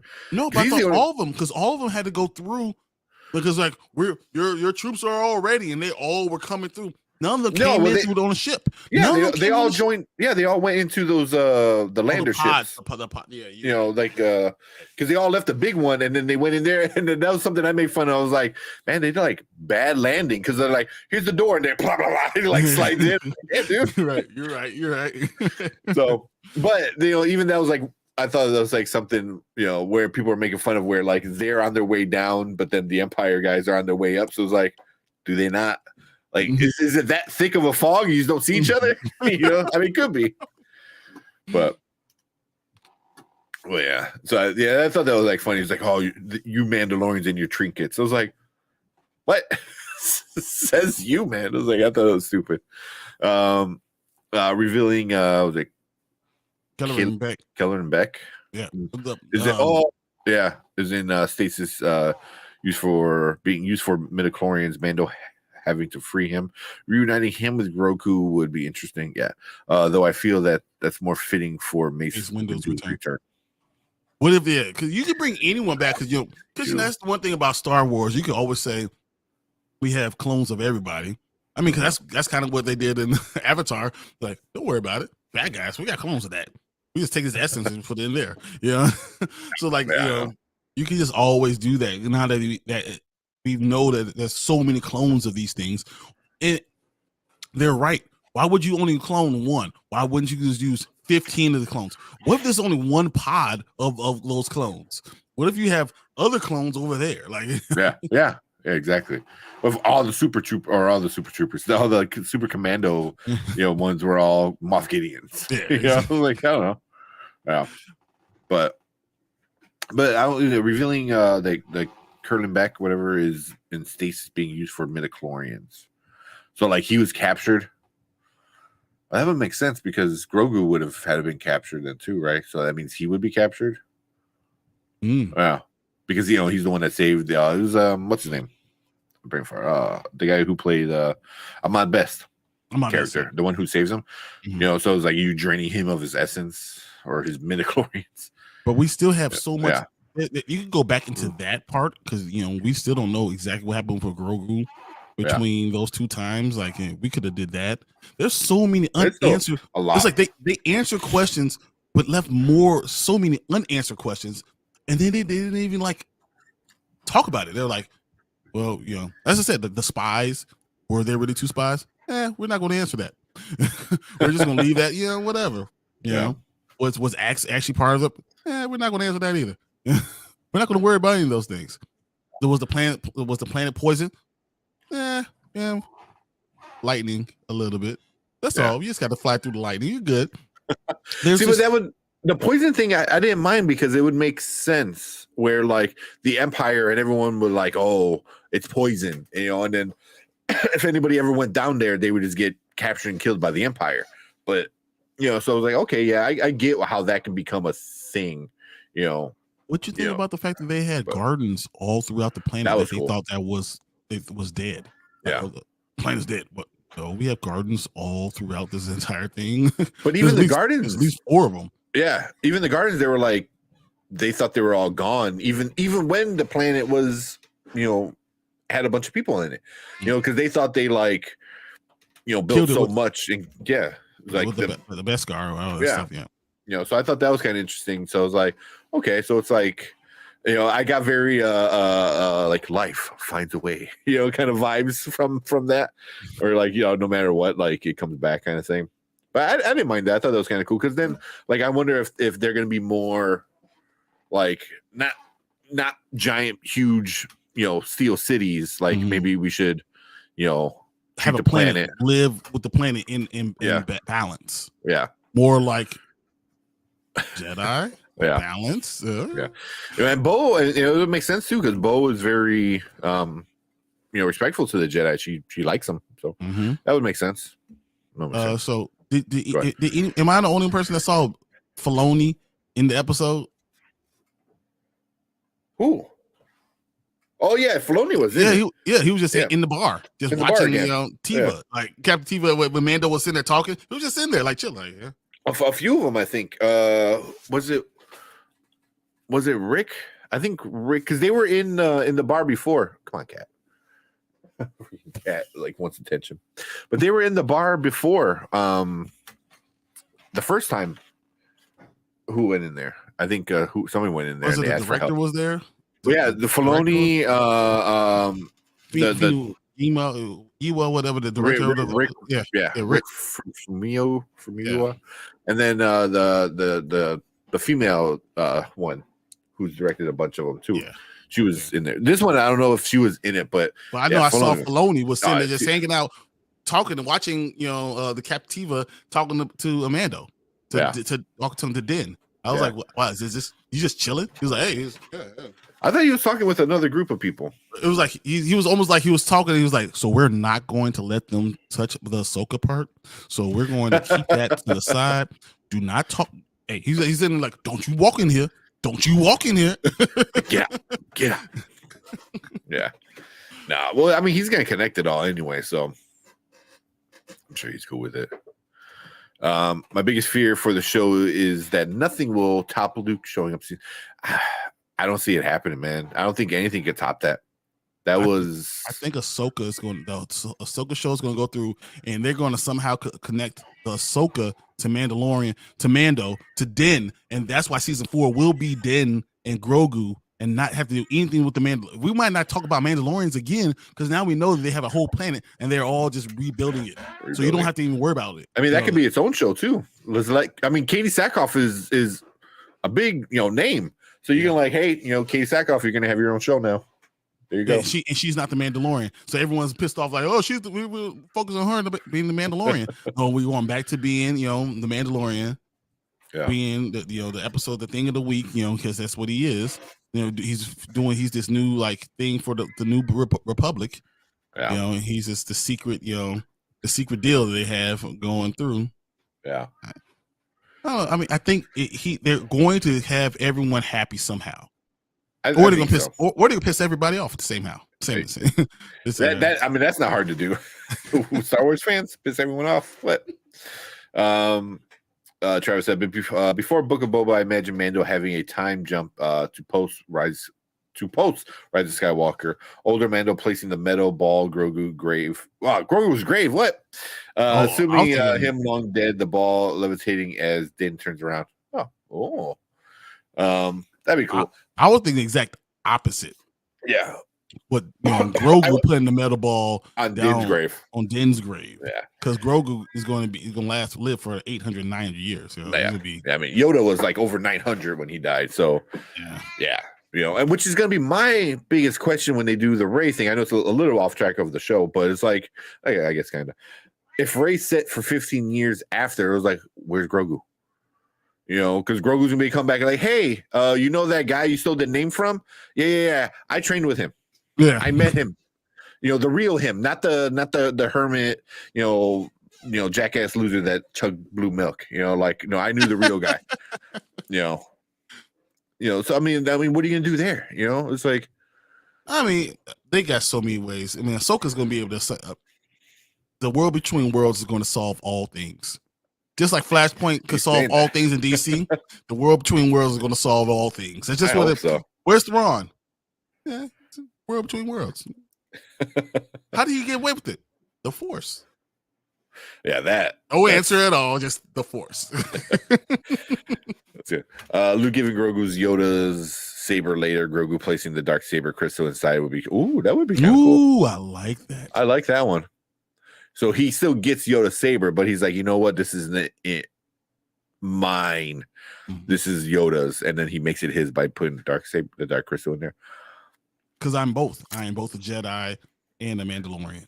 Wow, I really like that. I really like that one. Hey, Travis, you should be a writer. That's good. Yeah. I'm gonna save this one for after Drew. Carson Teva is the guy who takes all the initiative. So the rest of the guys just sit in their ass. Right. He's the one doing all the stuff. Everyone else is like, dude, shift's over. Why are you still doing this stuff? Yeah. One reason I love season 3 finale more than season 2's was that it didn't bring in something outside its own character to steal the show. Yeah, we didn't get Ahsoka. We didn't get We didn't get Ahsoka. We didn't get but the Luke thing was just. I felt that was like. So, like everyone's been waiting for that forever. Yeah, it's definitely like I don't know, like a callback, not callback. I'm trying to think of the right word. Like a love letter to the old school fans. Like, yeah, you know what? You guys never got the Luke you wanted. For decades and decades, you were waiting for the return of Luke. They're going to all right, so here at least is a little bit. Yeah, like here's at least a little bit, but that was cool. Although the ending with this one I thought was great. The ending with him just sitting outside the house and Grogu messing with the frog, but Grogu using the Force with the frog. Yeah, that's what was kind of cool. It was almost like he was training himself a little bit. Yeah, like you so doing it. Are you sad that Sabine wasn't in it? Not sad. It makes sense she wasn't in it, but we'll see. I'm gonna be curious about her in season or in Ahsoka because you don't see her in the armor. So I was like, what? Come on, man. She's still a Mandalorian. So Savor the Flavor. What's up, man? Wonder when Grand Admiral Thrawn is going to swoop in. They mentioned him very offhanded during the Shadow Council. I loved his character in Legends. So interested to see where he goes. How about the IG-12 suit? Yes. The IG-12 was cool. You got to bring Taika back into it, I guess. I do like the fact that he gave the town of Marshall still, and yeah, somebody who can. Still watch, hold it down. Yeah. I liked it. But Grand Admiral Thrawn, he's showing up in Ahsoka. Everyone's already saying Ahsoka is basically going to be heir to the Empire. And I can't wait because that is a great legend story, and it seems like that's the way it's going to kind of go. Obviously it's not going to be one for one, but it's going to be changed up. But that's going to be the overall kind of theme vibe. I feel like Favreau got kind of pushed out of his own thing here, and I'm very excited to see what Filoni does when he has total control of something.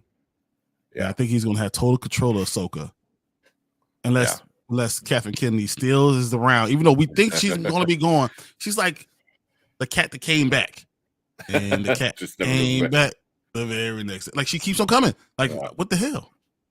Mm-hmm. So I hope not. Say after we get the next Indiana Jones, hopefully she's gone. Yeah, I'm saying like August, September. I can see her being gone. The only thing I wanted the World Between Worlds used for again is bring back Ben Solo back. Ahsoka pulling him out of his death would be rad. That'd be cool. That'd be interesting. But I don't want Ben. But yeah, I think we already got everyone else coming back. Come on, man. No death in Star Wars ever stays death. Like it's just the actual love the circle closing around Grogu. Yeah. Oh yeah, that was super awesome. It highlights and validates the children's perspective of the world, and it's just as important as the adults. Yeah. I think what tells you is that who was the Mandalorian? The last thing we see, who's the Mandalorian? We're still talking about, is it Din? Is it Bo-Katan? Is it all these things? It's Grogu. Grogu is the Mandalorian. And that's where we're going to, I think if we get season 4, it still will be focused on Grogu being the Mandalorian.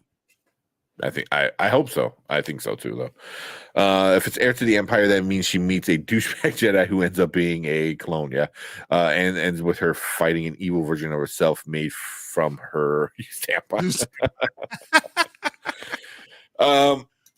Well, I guess she is fighting a douchebag Jedi, right? Because I don't know if it's a clone though, because she's the dude. You see the two orange yielding the orange lightsabers. Yeah, so you know they're not Sith lords. They are actually old Jedis that are from that survived the 666 stuff. Yeah.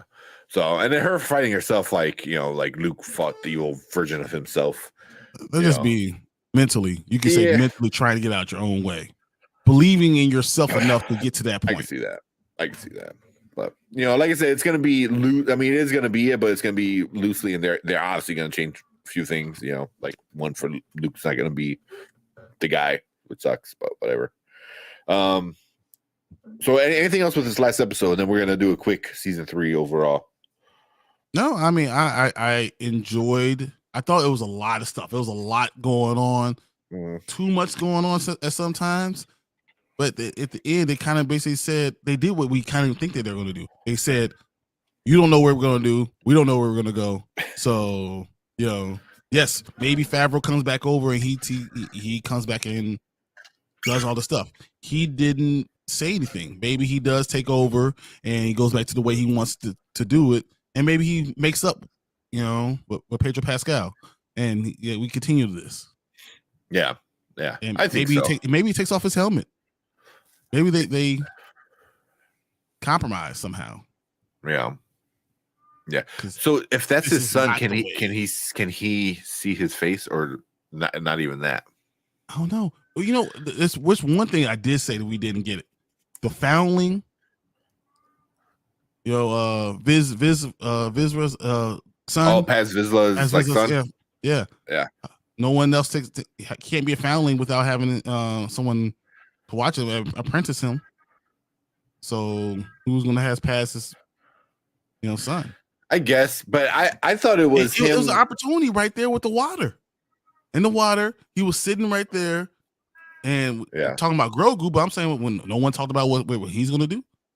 Did the armorer take on a new apprentice? So I don't know. I assume so because didn't they unofficially?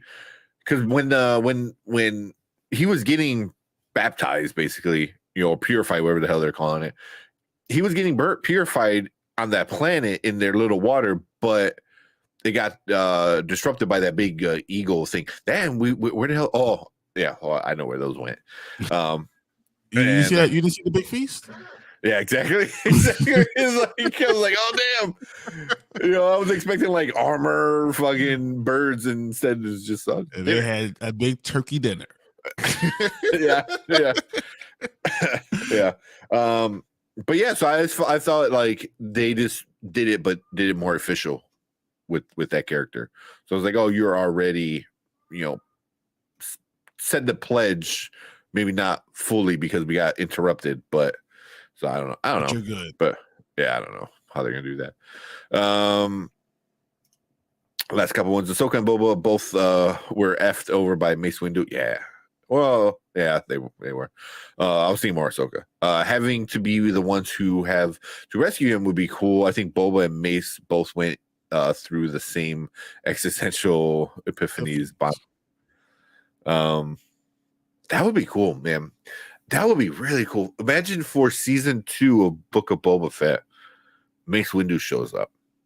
And then that becomes a whole dilemma. You know, like, you killed my father. Like, this has been the one thing I wanted since I first put this helmet on, was to kill you. I mean, that'd be cool if you want to kill Boba Fett. if you just want to get rid of Boba Fett, let's do that. But I feel like they would find some way. They're like, okay, you know, that was the past. You're missing a hand. I'm missing a dad.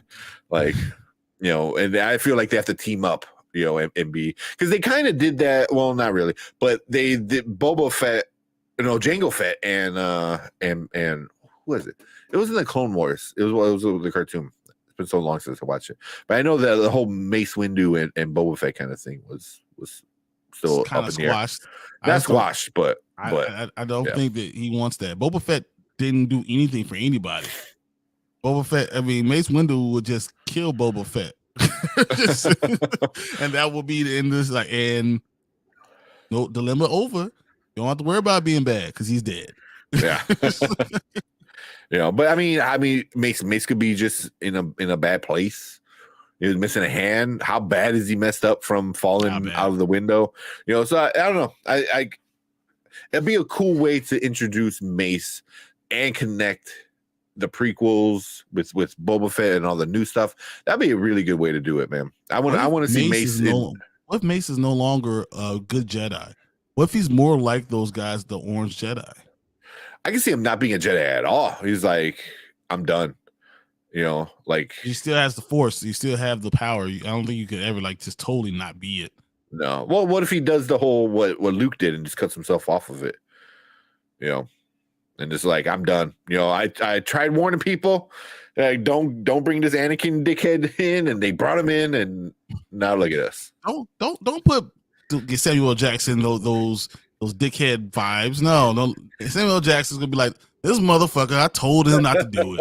And I'm gonna give him another motherfucker, and then this is what we're gonna give him. That little green little motherfucker. I told him. Yeah. You don't believe me? Look at my wallet. I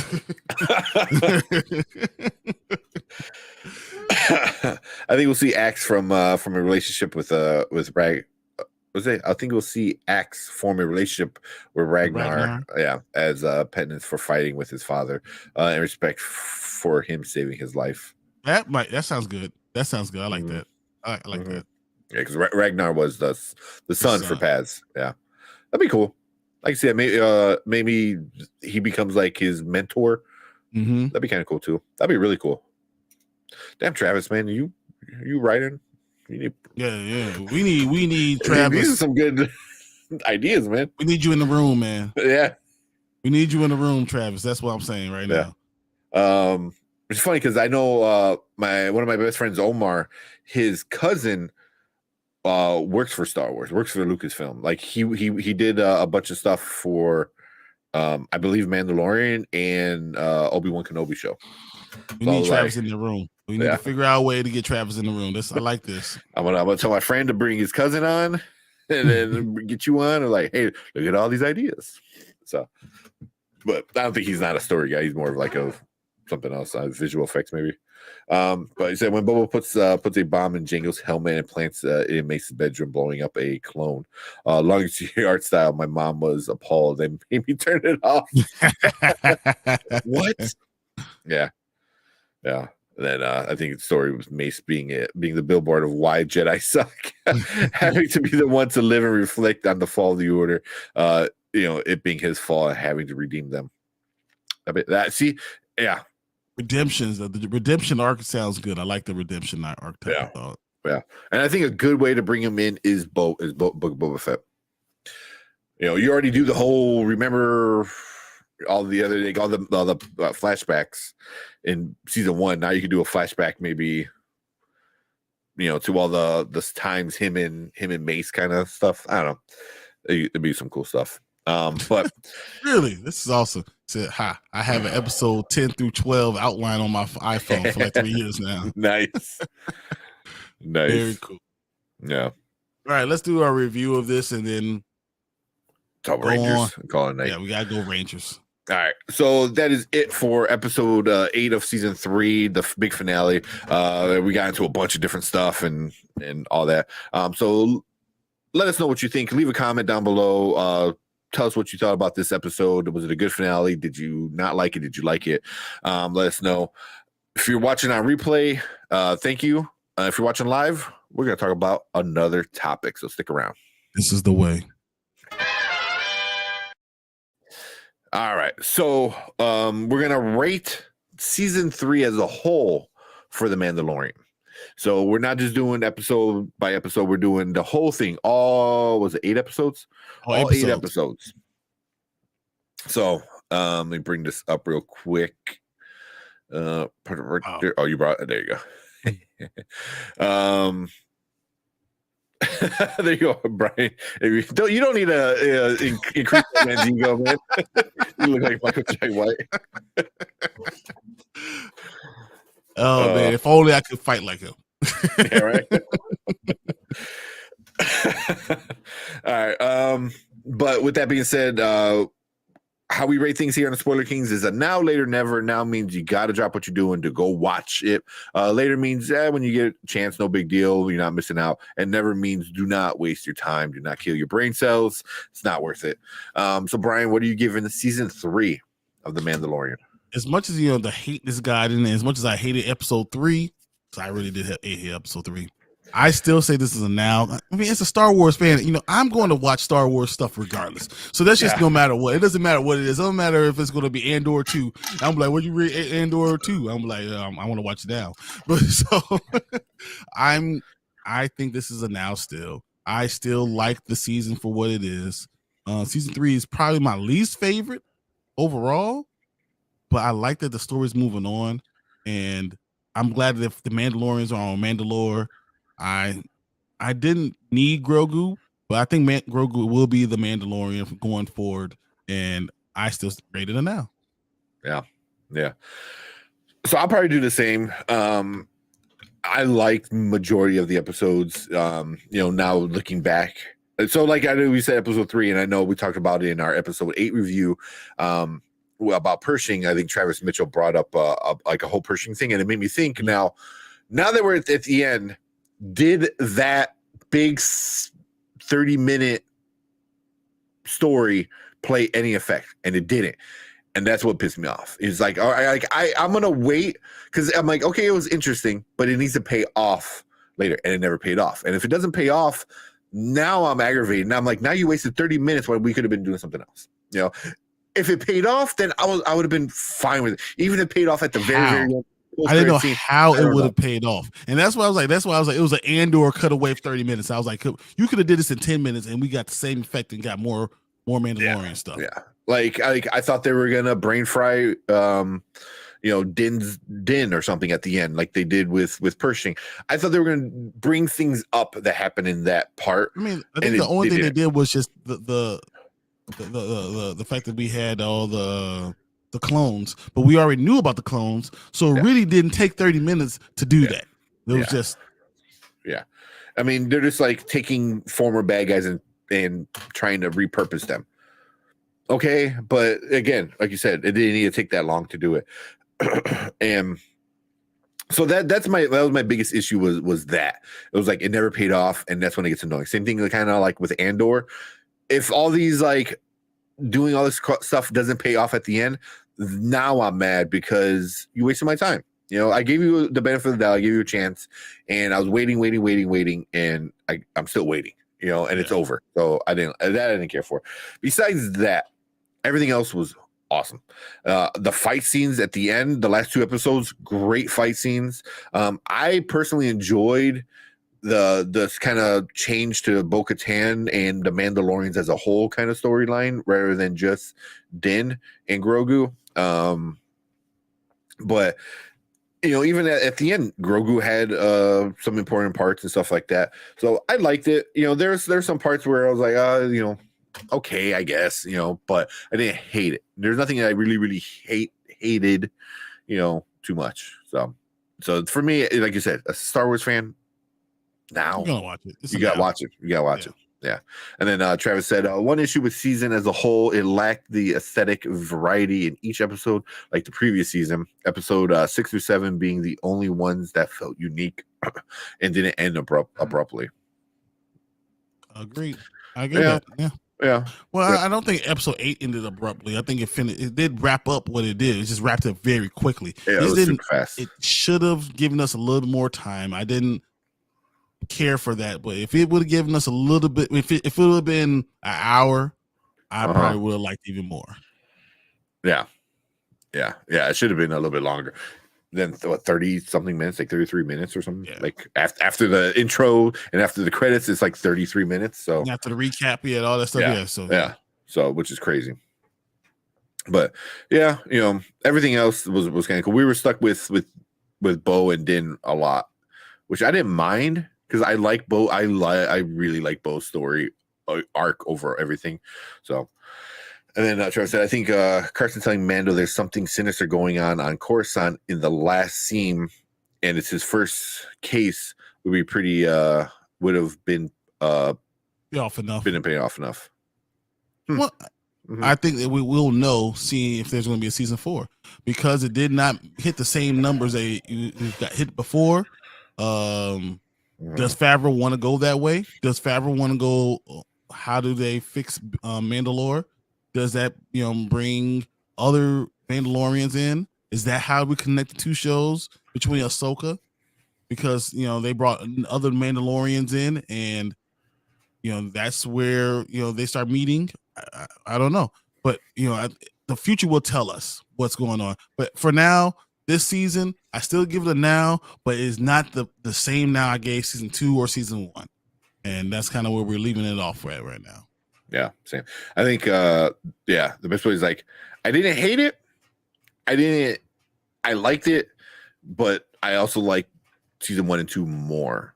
Yeah. But this one was fun. I did have a good time with it. I know a lot of other people did not. I mean, I guess I get it, but for me as a Star Wars fan, anytime I get some Star Wars stuff, it's good. Quench my thirst. Yeah. so that's it for our season 3 rating. Kind of short. Make sure you go check all our other videos of season 3, all the episodes as individual videos.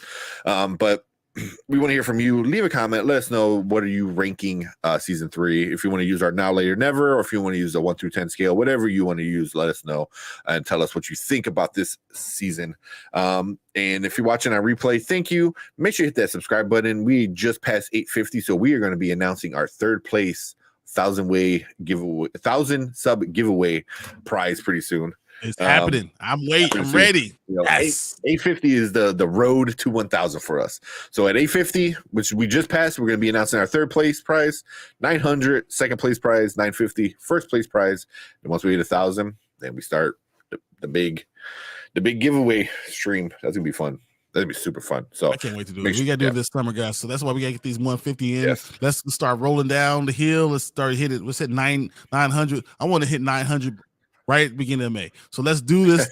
we only can do it with you guys. I appreciate you guys. We need you guys to do these things. Tell your friends. Show the videos. Let's keep it going. Let's get the views going. But we appreciate you guys. Thank you. Yes, with everybody. So, but that is it. If you're watching live, stick around. We're going to talk about some other stuff. All right, let me move this down. I want to talk about beef, just so you know. I do. Yeah, I know. Brandon said that. So we're watching next. We'll try to watch. Hey, thank you, Mitchell. Thank you, Travis. Or Travis, yeah, that's all, Mitchell. Thank you, appreciate it. We will try to watch in real time with you guys. So Beef, I think it's what, Netflix, so it all came out all at once. Yeah. I do want to watch it. We'll probably do a review sometime soon for it. I'm on episode 7. No, actually, no, I finished F7, 8, 9. Oh, actually, I watched 9. So yeah, I'm on the last episode. So yeah. Yeah. I better get something on this giveaway. Hey, I got you be empty, man. You're dude, there's some good stuff, man. I we've been holding back. I can't wait to announce these things. This is gonna be very fun. Yeah, we got probably next week we'll make a video and announce the first giveaway. And then Travis, just subscribe. Appreciate it, man. Thank you a lot. We really appreciate it. So, just so you know, we're live every Monday and Thursday. Monday, we're usually talking about movies. And then Thursday, usually our TV shows that we're watching. So, except for, we do throw in the gear every once in a while because the Power Ranger movie just came out, which we're going to talk about next. Yep. And it's Power Rangers. Got to talk about it. So, yeah. The only other thing I watched besides Mando was Power Ranger Special. There you go. That's what we're about to do. Let's go. Watch your sub films. Your subs films I really wanted feedback. Yes. Okay. Which one? So I thought we were gonna do the films. We're gonna feedback on his film. Oh yeah. Yeah, we're definitely gonna do that. Because I wanted to do it probably like right now, the end of April. I thought, for us. So, yeah. You and the Brandons, both Brandons. The Brandons, yes, exactly. The Brandons.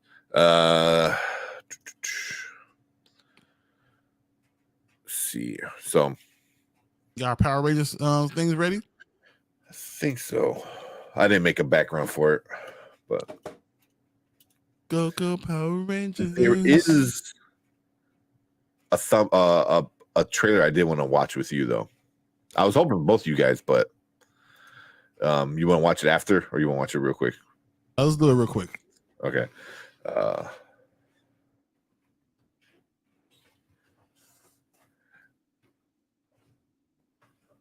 Because Erica showed it to me. Of all people, she hates trailers. I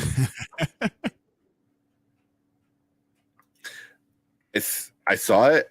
I was like, ooh, I'm in. I'm all for it. Let's watch this. Is this it? Okay, yeah, I think this is it. Yeah, get everything ready. I really just know.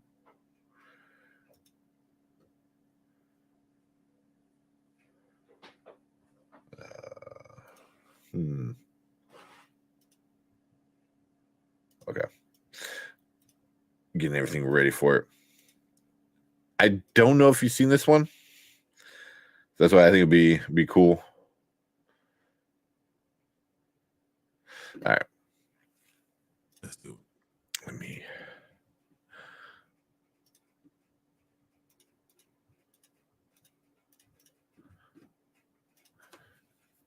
All right. So you know nothing about this one, so nope. Yeah. So we're gonna do a quick trailer reaction, and then we're gonna talk about Power Rangers, and then we'll call it a night. All right.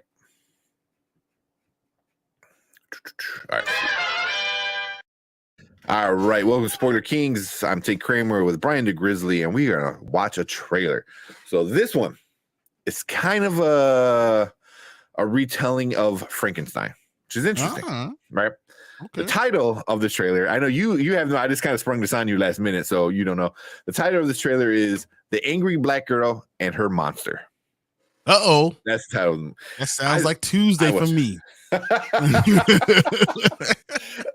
Sounds like a Tuesday for me. Let's I'm ready to watch this. There we go. Let's do this. So I gotta thank my girlfriend Erica for showing this to me. She usually does not like trailers. She doesn't watch trailers, and she actually recommended this one, and I watched it, and I thought it was cool looking. So let's check it out, and then curious to know what your thoughts are. So cool. Oh wait.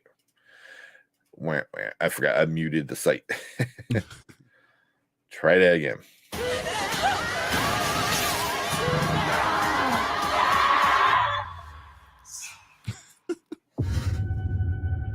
Death is a disease. It infected my brother Chris. My hypothesis, there's a cure. We got Shudder. That's good, scary stuff. Your daughter has a very disturbing obsession. What obsession? Death. Just think about your brother. Then You didn't have the chance to bury him. Just wish I could catch who took his body. Death is the disease that broke my family. I'm sick of seeing it.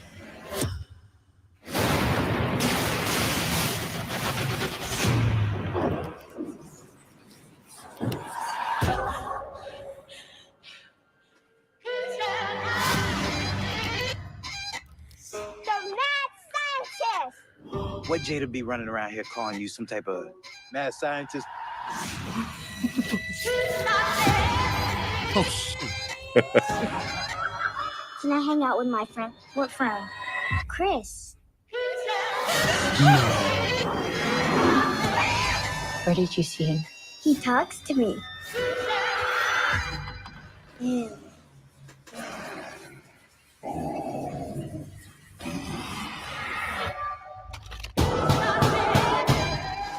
He's here. Oh man. Oh, man.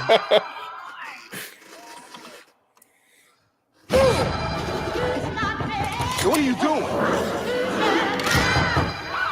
I didn't mean for this to happen.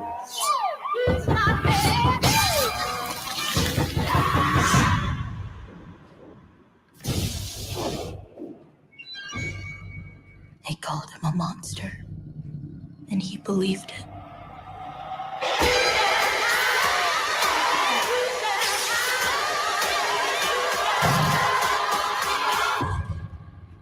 Death is a disease. There's a cure.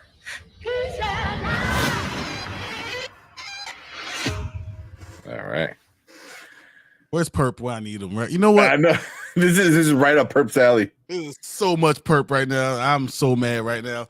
I'm interested in this, really. What is this? I don't know. I wasn't scared. So, but I could definitely, it is definitely on some terror craziness stuff right now. Whoa. I want to see the monster. Yeah, I'm curious to know what he looks like. So, I mean, they get it, right from Frankenstein, modern the modern Prometheus. So, yeah, attached with heart, South by protect the Southwest sleeves. movies. I definitely like South by Southwest still. So, I mean, so it's cool. Shudder is known for some good scary stuff. It looks like a new version of kind of like Frankenstein. It's interesting, and I think the young, I don't know what her name is, the young actress playing what was her name? Did they even say her name? I know. I don't think they said her name. But yeah, her, I think she looks like she's gonna do pretty good in this one. Like she looked good. The monster is going to be like Marvin. I'm telling you, I can see it. It's like, oh, this is why Marvin hasn't been on the Sunday show. Maybe they're filming a movie. I knew what was going on the whole time. Yeah, 6'7" guys running around crushing people. Yeah, so man. I'm very interested. Erica, good job. I almost want to see what Brandon would think about this. This is crazy. I know. I was hoping he would have came, but it is going to be. I believe I looked it up afterward. It is going to be in theaters and streaming the same day. So which is good. So if you want to go see it in the theaters or if you want to see it at home, either way, it works out. When is it coming out? Shit, I had looked it up too, and I completely forgot.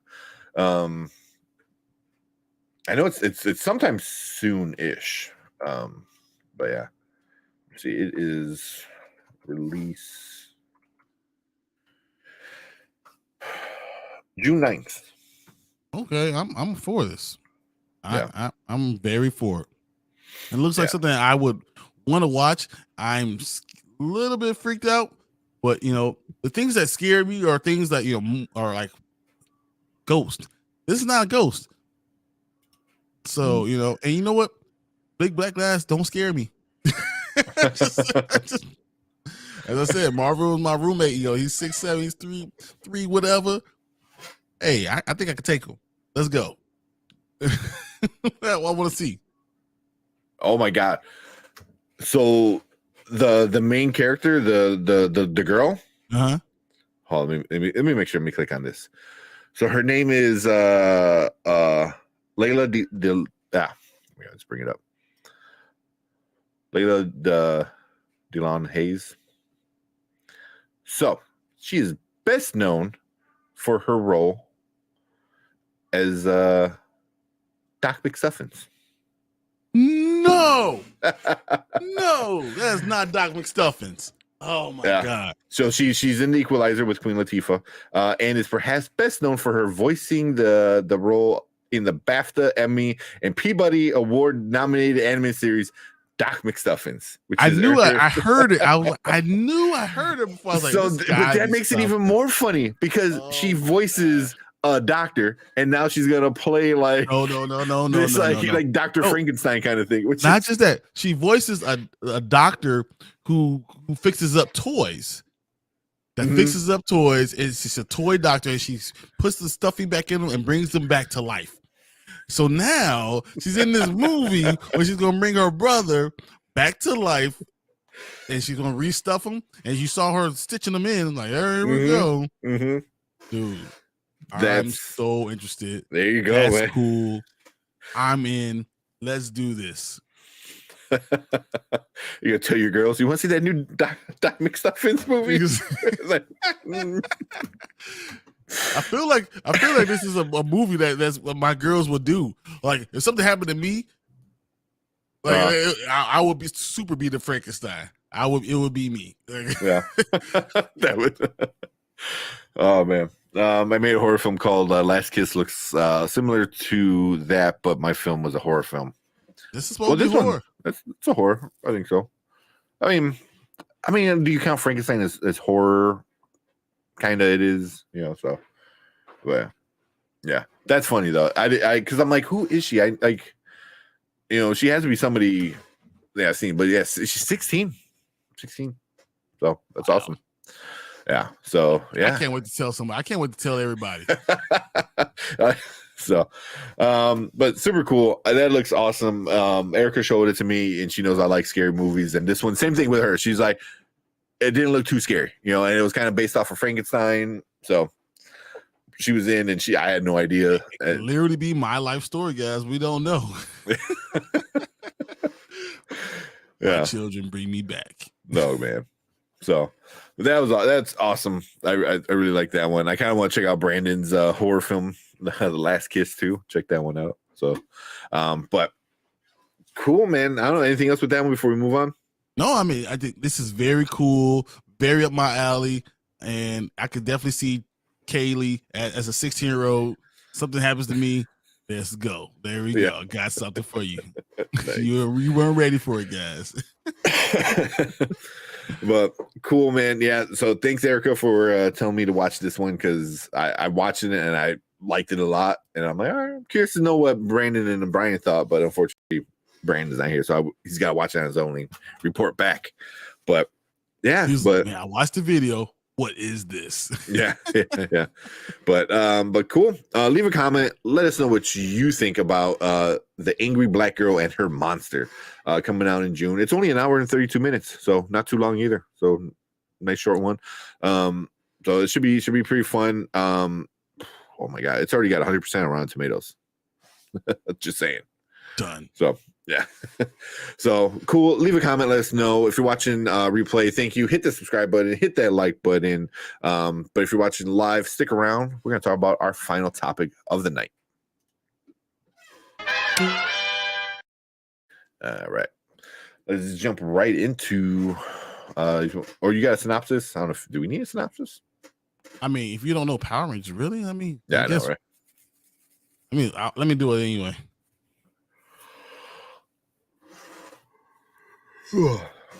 That's funny. I did not know she is Doc McStuffins. Oh, that's not really much synopsis. The Rangers come face to face to a familiar threat from the past. In the midst of a global crisis, they are called on once again to be the heroes the world needs. Yeah, there you go. All right, I'm good for it. Yeah. All right, let's knock this one out and call it a night. All right, welcome to Spoiler Kings. My name is Sid Kramer with Brian the Grizzly, and we are going to talk about Power Rangers once and always. So, yeah. Oh my God, was that your ringtone for a while? Because that for was my ringtone for forever, for a long time, for a long time. Yeah, that was awesome.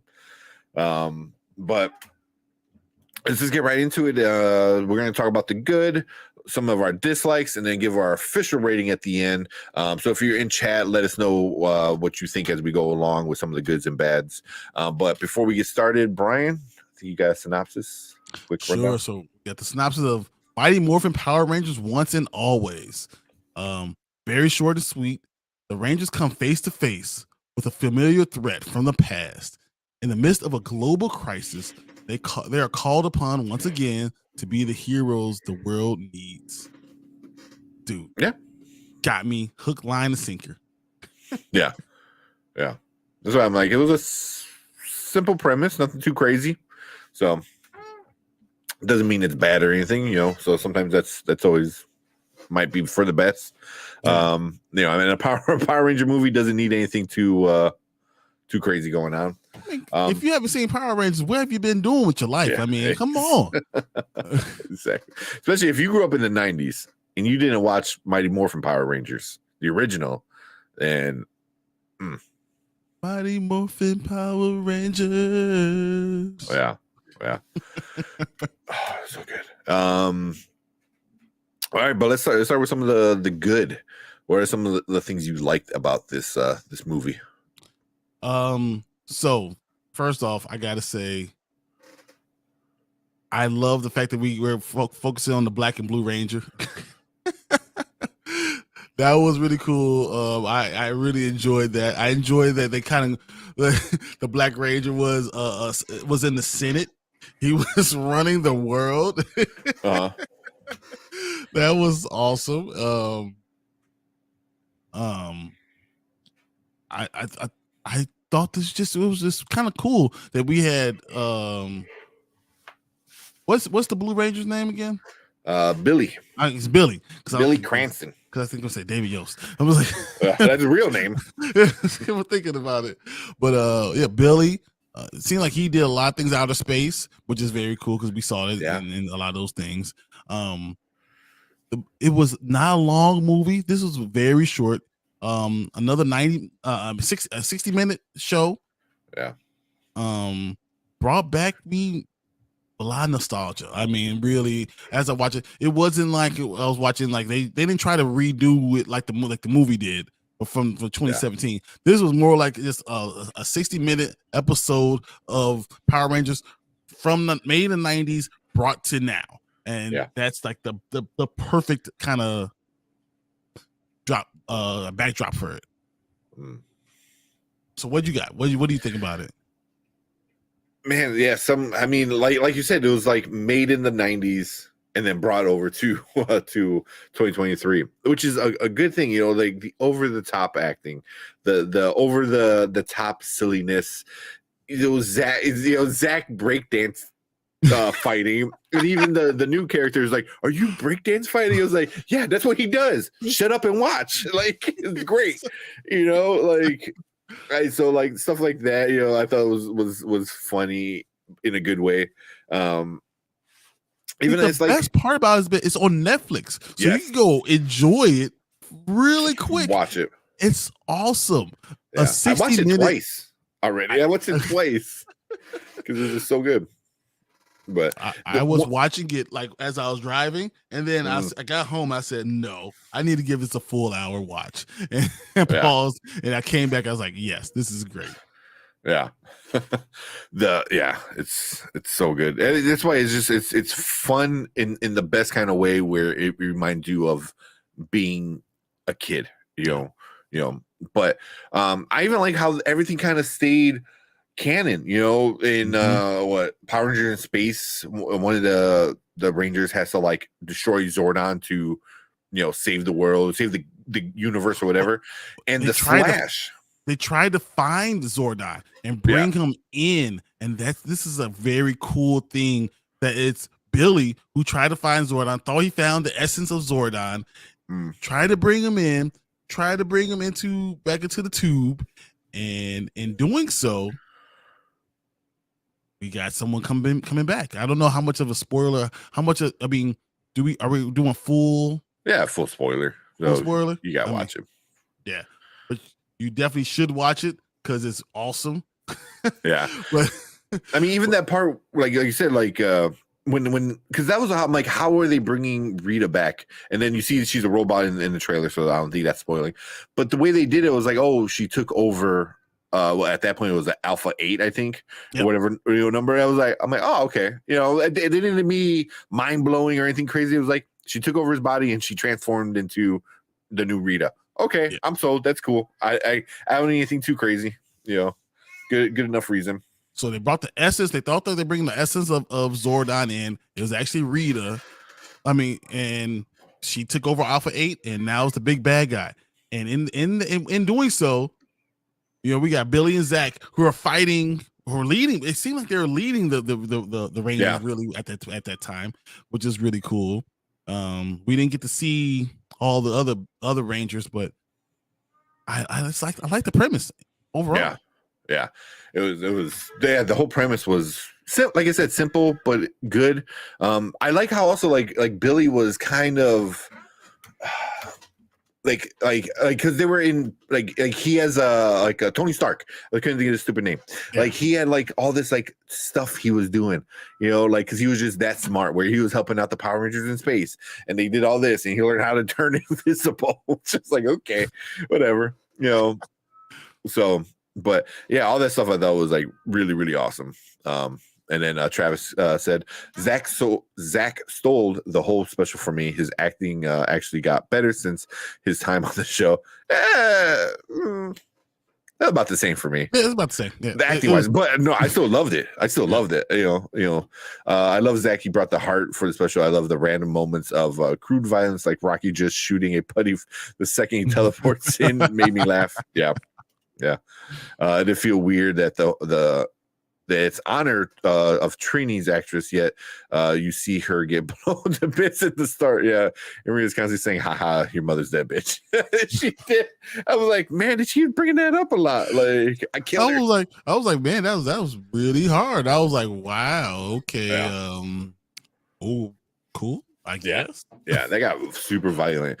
The one thing I liked the most was when they morphed. It was nice and simple. They, you know, like they still did the whole cutaway at the end where, you know, with everything. But during it was just like they did it, and it just kind of like a wave of electricity just morphed them. Yeah. I'm like, that was so well done. All right, so those are the good things. But Tank, what bad things did you have about this? It was a little short. I wanted maybe an hour and a half. I wanted a little bit longer. 90 minutes would have been good. Yeah. My biggest issue was at the very end, you know, like just like they do in every episode, the bad guy becomes big and then they call the Megazord. Same thing happened. You know, I don't think that's definitely not spoiling anything. If you ever watched a Power Ranger episode, you know what happens. I didn't mind when they called in the Zords. It looked cool. They should have kept the old Megazord with a person inside a cardboard suit. You know what I mean? Like, that's what I like, because then they move all weird and shit. Like, yeah, no, that's what I wanted, though. That's what I said. Yeah. You know, like how, spoiler alert, there's two of them trying to do it, and they're able to move the whole Zord. And I was like, no, it should have been, man, we only got the arm and one leg going, guys. Like, we need you guys to come in and help. And then you bring the five in together, and they're able to kind of move the Zord, you know, the right way. And then they get, you know, they beat the big bad guy. So I thought that would be cool. And then doing it in space, using the dino, using the dino Zords, kind of cool. And yeah, Yeah. I liked it though.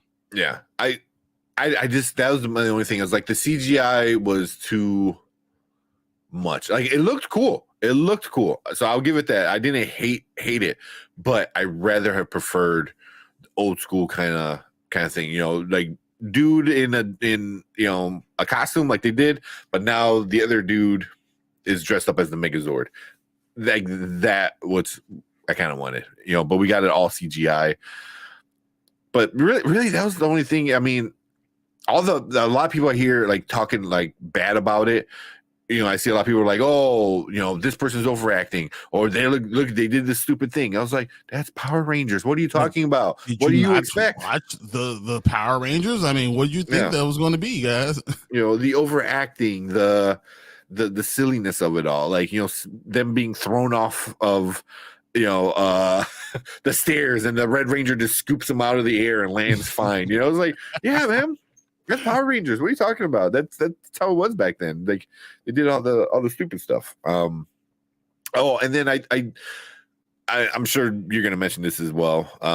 The cameos. Not the cameos. Not having the full cast, the original cast back. Like they could have brought in the original Tommy, Jason David Frank, and had to have this possibly be his cherry on top of everything. The reunion, when all that would have been such a perfect ending. Granted, I wish he didn't die, but the way it all is, having it in memoriam, whatever that is. Yeah, it was kind of cool that we got it so quick. But I wish we would have had. Honestly, I wish we would have had the original Red Ranger. I wish we would have had the original Pink Ranger. Pink Ranger. We could have had all of them along with the black and blue Ranger, and then original Green Ranger. Yeah, you could have had all of them minus the Yellow Ranger, exactly, and still keep the same story, but had them all together, But I mean, there was cool things. I don't know how much you read of the comic books where Kat and Tommy, they wind up. So the second Pink Ranger, not Kimberly, Kat and Tommy wind up getting together and having a kid in the comic books. And JJ becomes a Ranger himself, and they mentioned JJ in the show, which was kind of cool. So it was kind of cool, but kind of weird. A lot of the stuff was very kind of like, all right, how much are we going to talk about the old stuff and the new stuff? I mean, we have 30 years in the making of this stuff, but I just the nostalgia feel for me just pulled out my heartstrings, honestly. and the tagline should have been, I'm not crying, you crying. Yeah. Especially at the end with the Yellow Ranger, the new what was her name? Quan? Yeah. I forgot. I think it was where she gets zapped and she sees all the memories of her mom. I was like, oh, come on, that was awesome. That was so awesome. Before you get into your bad stuff, Travis said the issue was all the effort went into just an hour-long Power Ranger episode with constant action scenes instead of relationships between the characters. Yeah. I felt half of the action scenes could have been cut and more could have been given to Zach and Trini's daughter, showing Trini's family and how her death affected others. Yeah, I was kind of, because it was kind of a time skip, wasn't it? Yeah, because it happened. It was like a year later. Yeah. So yeah, and you had Zach really being the guardian, adopting her. Yeah, being her guardian and kind of raising her and being there for her, and they becoming a family, and the whole idea of them they're already a family, and then but it was weird because into my bads, I thought it was weird that she didn't know that they were Power Rangers the entire time. I didn't know. I didn't think that was weird. Really? I don't know. I just thought that that's a whole part of her mom's life that they didn't know. So she knows Uncle Zach, Uncle Billy, and Mom, and why are they uncles? Because we've been around for a long time. We know their life. Really? Okay. Pow. they're Power Rangers. Like it was just kind of cool. Like it was just not a lot was explained. So I'm kind of that was my biggest thing. Yeah, I mean, I didn't have anything like not knowing, because then they made that whole thing as like, yeah, it was a secret. Like it's always been a secret, and like no one knows. So I'm like, okay, I get that. You know, I didn't. Yeah, you know. So and I just like, yeah, with Billy is like, no, we have to tell her, and Zach's like, let's not tell her.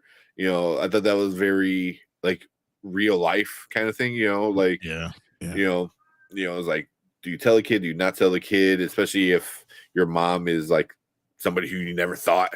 That was interesting, but yeah. Oh yeah, we got a bunch of stuff in there. I love seeing the Phantom Ranger captive in Rita's toy box. He was always getting his ass kicked. Yeah, yeah.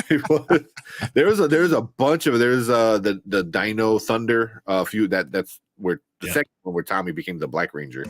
Not the second one, but when he came back as a teacher. Dino Thunder. There's a few Dino Thunder. There's a Turbo. I saw a Turbo one in there. Yep. Yeah. There you go. It's Spoiler King's time. They need to download the song. So I mean, I think that was really cool. I mean, those things are cool. What about your dislikes? I don't know if I know you said you didn't like. So the big dislikes. You know, we didn't get all the original Rangers should have been part of it. I think that would have been really cool. If it would have been an hour and a half long special, you know, all the original Rangers they're around, everyone giving honor to it, kind of, and I would have liked it a little bit more upgraded. You know, because I did like the nostalgia feel. Don't get me wrong, I did like the nostalgia feel, but if it was a little bit upgraded, I think I would have liked that even more. Yeah, I can see that. It was believable because you do have friends you grew up with that you feel like family. Yeah. You know, like, you know, my best friend, you know, his son, you know, called me uncle, you know, and like, you know, like all my best friends, even me, like, I mean, Marvin's my best friend, you know, his kids are my god kids, you know. My kids are his god kids, you know, godchildren, and kind of feels like, you know, it's always a family kind of feel to it. Yeah. I felt so bad because the acting was terrible, but that's what Power Rangers is. It's kids. Like Billy and Zach. I felt like they played exactly who they were back then, and then the young new actress was like, that's what they get. They get young new actresses and actors that haven't been in many roles, but they're good at martial arts or gymnastics or stuff, you know, and then they're like, it's good enough acting. You know, that's what they've done always, you know. So honestly, I wish we'd have had the song like "Go Go Power Rangers," the entire fight scene. Din, din, din, din, din, go Go Power Rangers. I mean, that was kind of, you know, the things, but I mean, overall, it was just pulled at my heartstring. It was terrible acting. But I kind of loved it. Yeah. I mean, you love it because of what it makes you remember, you know. So it's like, and that's what it really becomes hard. Is like, do you love it because it was actually good, or do you love it because it reminded you of being young and watching it, coming home and watching it Saturdays and all that stuff? Exactly. Kind of saying, the putties still sound like turkeys, and Rocky saying, let's cover them up, was perfect. Oh, so there were so many of those lines. You were like, I think Zach, he goes, Zach is back. You know, it's like, oh man, of course. It's all the rhyming they used to do and all that. Yeah, this, Travis said, the cinematography and editing looked like a Lifetime Channel original movie. I wish it would look less digital and would have been more variety with the camera work. Yeah. I mean, they could have. And that's why I'm like, they could have saved so much money with the CGI at the end. You know, and done other stuff better, you know, because I wanted the dude in the suit, to fight the other dude in the suit. Like like destroy Tokyo. Like here Yeah. we go. Like I mean, you're on the moon, so it's gray floor and black background. that was Yeah. kind of cool. Yeah. Because they still try to do it like the weird Megazord movements where like it moved all weird, like a robot, because like the dude in the suit couldn't move, so he had to like swing a sword all stupid like. Like that's what I wanted. Like they should have cut the CGI after they all formed the Megazord, and then we got an actual person in a suit. Yeah, exactly. I would love to have a Megazord. Another bad thing, the rad bug flying car. Yeah. I was like, oh man, this just that wasn't explained at all. Let's just go ahead and fly around. What do you mean? So the flying car? Yeah, it was in the show. I don't know. It's just, Yeah, that's why it was so Rad much Bug of- 2 or whatever it was. That was in the show. there's so much, but it was. But So it, we have yeah. have show stuff, we have movie stuff, we have the Zords. They brought in comic book stuff. I don't know. It was weird. It was just really weird. Yeah. We got the it's morphing time. Yeah, you never like. Yeah, it was like horrible acting with the original Rad Bug, because then they're in a green screen going, "Oh, like it's fucking awesome, man!" Oh, it's so awesome! Like in the original one, I'm see if we bring this up. Yeah, that's the original one that he built to go to the space station, or not space station, the I don't know, whatever station that I couldn't think of. It's when they get in it, and then if it flies because it has to teleport to. Yeah, it's like, come on, man. It's so bad. Oh my god, that's so Yeah.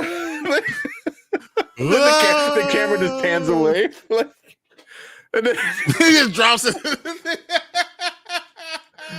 oh man. I forgot. I think he had to build the thing because like they couldn't teleport for some reason. So he built a car. that took him there. Oh man, I remember that because I remember the bad acting where they're like, oh. But that's what Power Rangers is, man.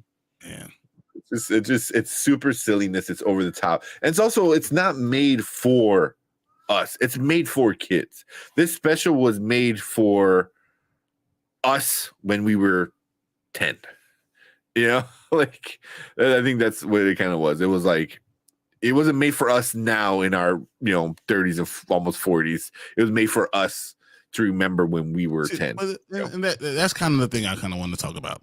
Was it made for kids? Was it made for us? Or was it made as like a Netflix special? Or was it made for the Rangers that we've lost along the way? Probably, I would say a little bit of all of that. A little bit of all that, because I don't know, because I'm trying to think if I know any kids, because I know people still watch a lot of Power Rangers and they're still very, very popular. I don't know any kids personally that maybe your daughters are probably right around that age where they would like something like this, but none of it was really explained. It wasn't. It was like you either knew the original Power Rangers, Zach and Billy, or Tommy, like you either knew that, or you knew the Dino ones, or you didn't, and that was it. And you knew Rita. Yeah, I mean that's all you needed to know was really just Rita and the originals. Because I mean, they touched the space a little bit with Rocky and what was her name, Taisha, I think. I mean, we didn't go Power Rangers Turbo. We didn't get that from the 2017, really. So I mean, it's just kind of like a little bit of all that stuff, kind of all wrapped up into one. Yeah, because I mean, there was all the other Rangers that when she caught, where I literally paused it and looked. I'm like, oh, okay, there's that. Mm-hmm. So, yeah, but I liked it. I liked it a lot. That's why I kind of want to know if like there's any kids who still like Power Rangers watch this and enjoyed it.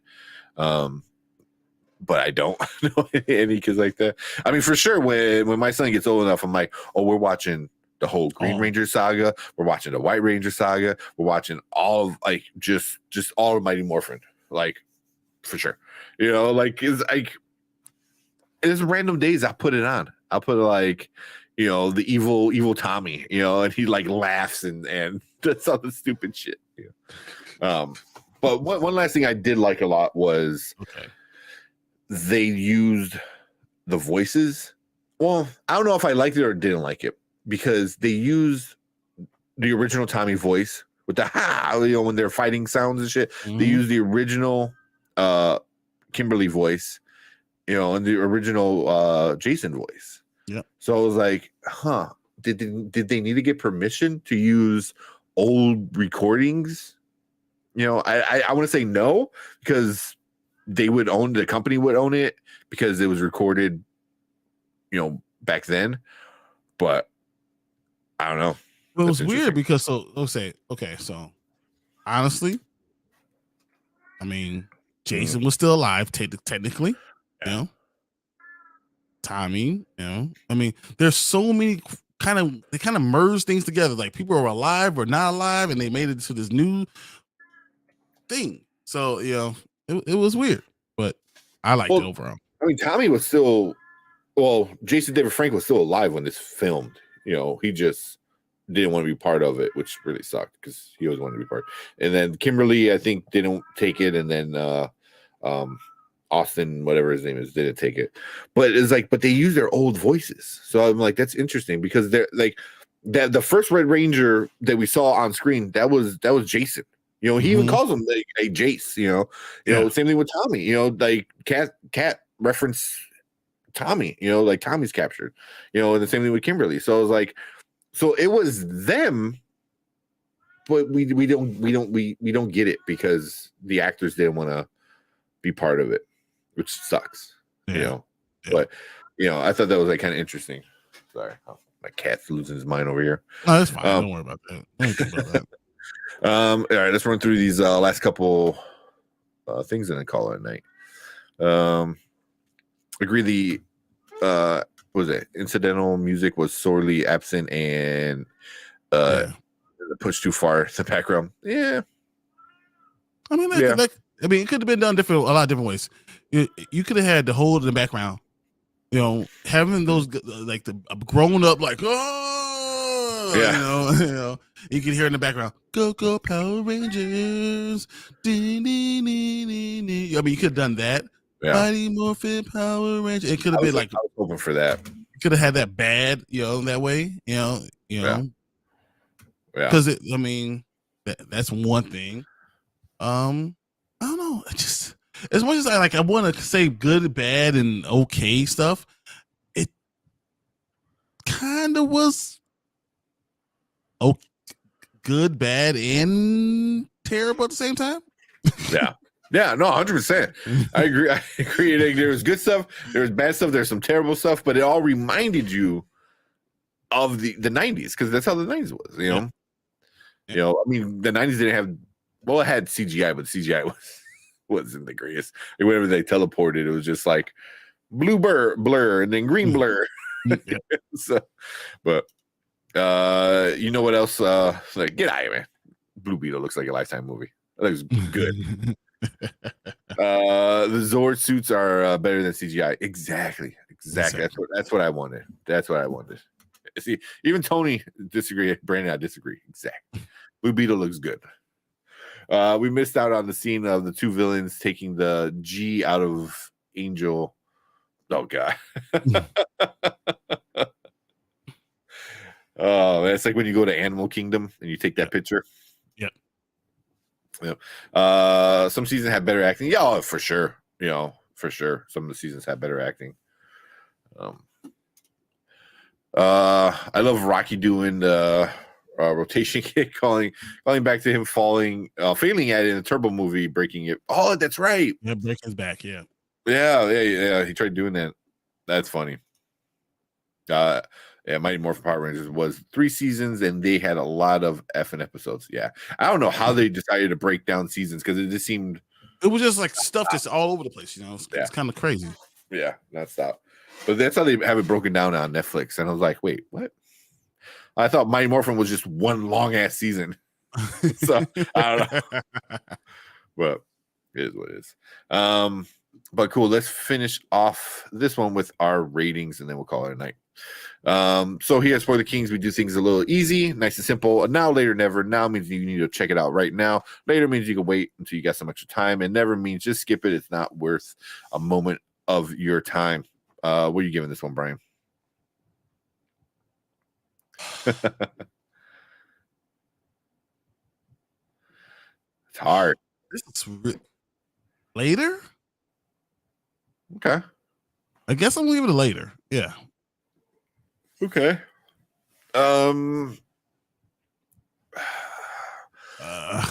If you enjoyed the 90s original Mighty Morphin Power Rangers, it's a now. For anybody else, even if you're a Power Rangers fan, it might be a later. This cat's killing me with his tail. We keep walking by him. He's like, tail. That's what I see. It's like, so if you're somebody in our age range, some in the 30s, mid 30s to older 30s, it's a now, because you're gonna feel like you're back in the 90s. The show definitely does that. For all the good, all the bad that Power Rangers did, it repeated all of it, and it was great. But later, if you're anybody else who didn't really care for Mighty Morphin or picked up on Power Rangers later, but that's all right. I gotta do this. All right, so we got this. Mm-hmm. Oh shoot, that's the wrong one. We got this, which is nice. Yeah, that's a good one. Yeah. That's the money shot. There it is, right there, guys. Yeah, that's kind of what we got. Get the good, the bad, and wait, which one's the bad? The bad is the bug, the rad bug. Yeah. No, that's not bad.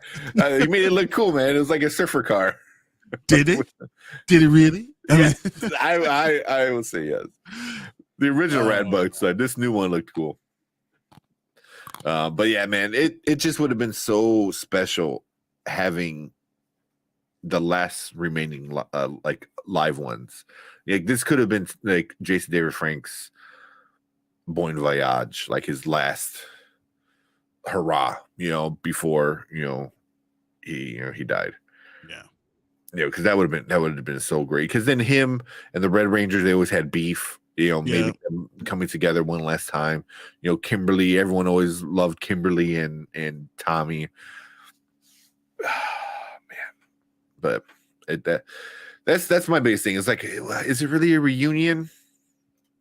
It seemed like a rushed special that could have been epic, but really wasn't bad. But it was so bad that it was good. Kind of. Yeah. Like, part of me feels like this should not have been made unless the remaining 5 all signed on. Like that's just like Netflix is like, we're not going to make this unless all the original 5 that are left come back on, because otherwise, that's what would have made this perfect. It would have made it perfect for all the good and all the craziness and all the overacting and all the silliness and stuff like that. It's if you want to talk about 5 instead of 4, well, 5 instead of 6, because 4 or instead of 6, like it's hard. I mean, really, because there's 2 that are gone, that aren't there of the 6. Well, now, but when it was filmed, he was alive. He could have been in this movie. Yeah, but that's not how it was kind of made. It wasn't really talked about. Like in Memoriam, it was kind of like in Memoriam, there was these 2 that are gone. Because in the pictures, in the end, it was like, there's no... Because I guarantee if JDF was gone by the time this filmed, they probably would have had him that character die as well somehow, and made JJ, his son, the new Green Ranger. You know, I think that's what they would have done. But just knowing like all the beef he had and didn't come back because of all the issues he wound up having because of all that stuff, it just, I mean, it was rushed. This was a rushed thing that had to happen now to be like this. You know, I think that's kind of what it is. Yeah. So I don't know, man. That's the only thing, man. I wanted to see all of them, and we could have had it. We could have had it, and it this movie should never have been made without all of them. Could we have had it? Really? Yeah. No, Man. I mean, we really couldn't. Because Why? one is in jail, and then the other one, you get out of jail, and then one's not in jail. And, you know, like it's just one's fighting, and the other one's not fighting, and then we had a tragedy. So it was like, I mean, the whole thing with the Red Ranger, with Jason's character, yeah, like his whole legal thing of not being able to leave the country. Yeah. You know, but then again, this should not have been made if you couldn't have him in it. Yeah, I mean,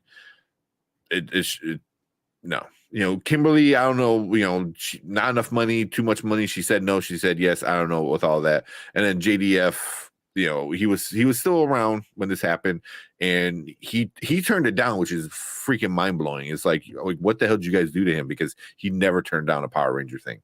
So yeah. So Amy Jo doesn't act anymore, and Austin had legal troubles. Yeah. So like, could it really been done? No, not really. You could go film somewhere else. I mean, they always film in New Zealand because it's cheaper. It was like fucking filming in the United States then, man. Like what? Who's gonna make that much? You gonna make it do that much? Really? I mean, everyone films in Atlanta. Let's go to Atlanta. Like, I think it would have been cool just to have people like fighting like this, like you know, I got a green screen. Go Power Ranger, like yeah. The White Ranger intro episode is still impressive to say. Oh yeah, it's super cool. One of the few times they had a costume action scene with the actors doing their stunts. Yeah. The Zord fight at the end gave me Ivan Ooze. Yes, Ivan Ooze vibes with all the stupid CGI. That's exactly how it felt. I drew the Turbo Rangers when I was little and gave Catherine the biggest boobs ever. My mom.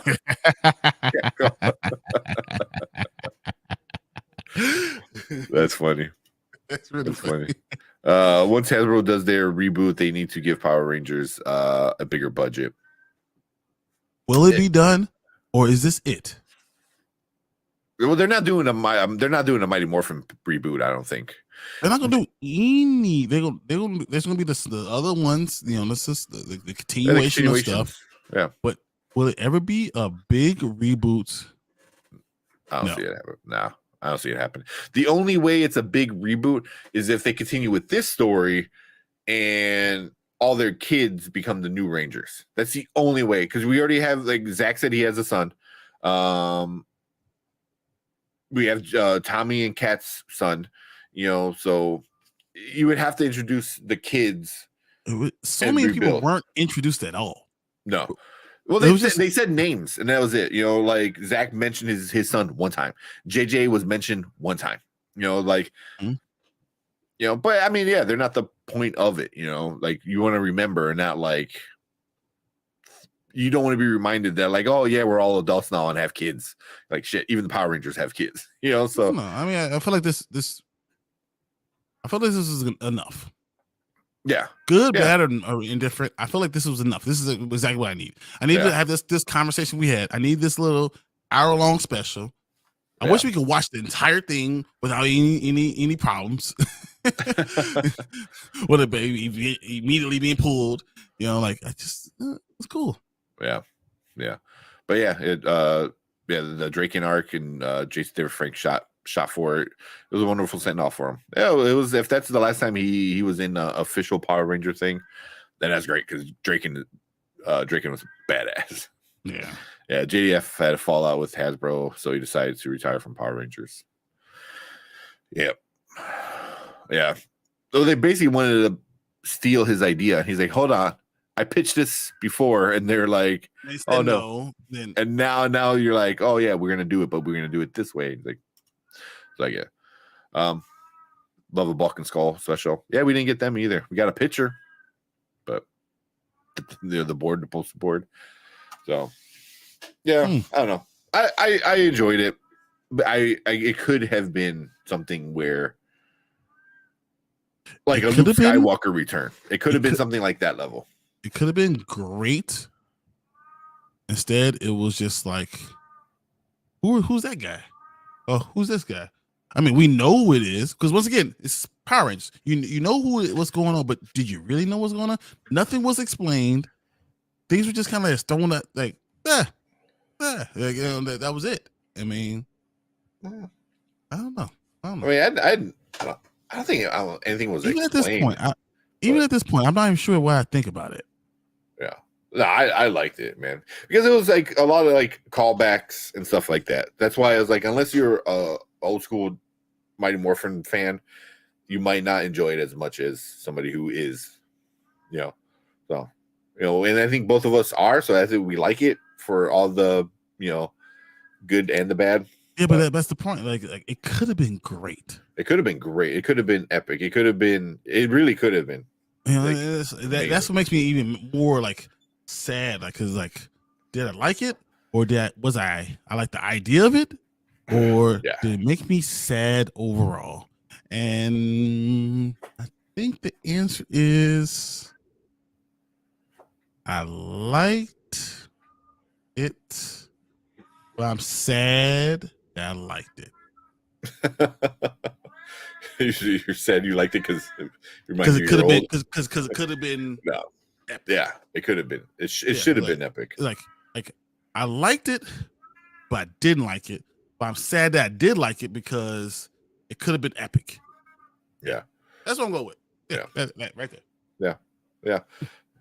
I mean, like I said, bringing back this should not have been made without as many of the originals as possible. 2 is not enough originals. I'm sorry. You know, this is not. But with that being said, I still had fun with it. I still enjoyed it. You know. But and then Tony said, I agree with Tank, do a new series with the kids and have the new theme. You know, because they can do that. More things come out of the Zordon tube. You know, we get, you know, a Zed coming back and stuff like that and stuff like that. I mean, if the comic books right now are so crazy, they're so crazy with the comic books. Like right now, Lord Zed is just made his own morpher. He's like an evil Power Ranger now. You know, so it's awesome.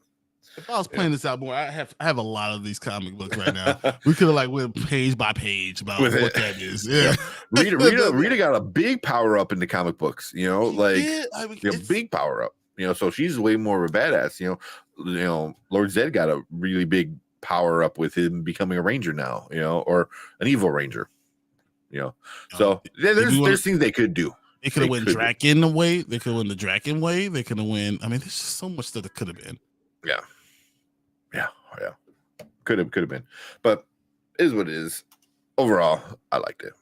It was fun. It was cathartic for me. You know, like I just everything was very like there parts of it that just were like, and I think that's kind of what do I get? I get a good a thumbs up, thumbs down. I give it. Yes. Yeah, because you would think about like, oh, what if this person was there? Yeah, so, exactly. Yeah. All right. But yeah, let's finish it off right there. We were talking about it for a while, a lot longer than I expected. But we want to thank everyone in chat hanging out with us. Travis, Tony, Brandon. Who else was in here with us? Professor the Film Fan. Appreciate all you guys hanging out with us during this movie review over on Netflix with the Power Rangers Once and Always reunion with it. But if you're watching a replay, thank you. Leave a comment. Let us know what you thought about this one. Did you like it? Did you hate it? Do you remember being a Power Ranger fan back in the day? you know, I remember needing those toys. I wanted those Did- toys so bad. And Did you I watch never it got in your uniform? Did you watch it with the toys? Did you watch it looking at the little stills as you were watching it? Did you pause it? Did you watch it all the way through? Oh, well, I wonder if it's. I wonder if people did turn it off. But yeah, Can I just I'm be curious to honest know. before you end it. I just want to be honest. I paused it 3 times. Really? Yeah, it was hard for me to watch. At what point? The thoughts of what. So I was very happy. I was like, oh look who that is. Oh look at this. So I was pausing those things. I was pointing that to my kids, and then when I thought about what it could have been, I paused it, and I walked away, and I had to come back to finish it. See, I thought about everything we could have got after I saw it. After I watched it, I was like, "Fuck, that would have been cool." Like to have Tommy in there, you know, giving that speech to Quan. Or was there? Is that her name, Quan? We couldn't like have though. border Like, break. you couldn't have though. Like, no. Over Billy? How? Yeah. When Yeah. like when was a lot of this stuff was filmed? Like when was this stuff filmed? I don't know. This is like last year. But was it all? Because I thought that this was a lot of this stuff was people came back and they finished it. I thought it was like filmed last year. Like they took parts of this, parts of that, and then people had to come back and finish the end.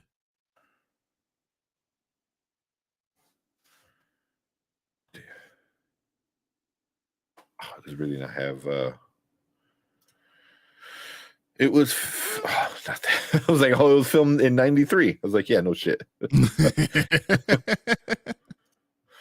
I want to say it was like last year.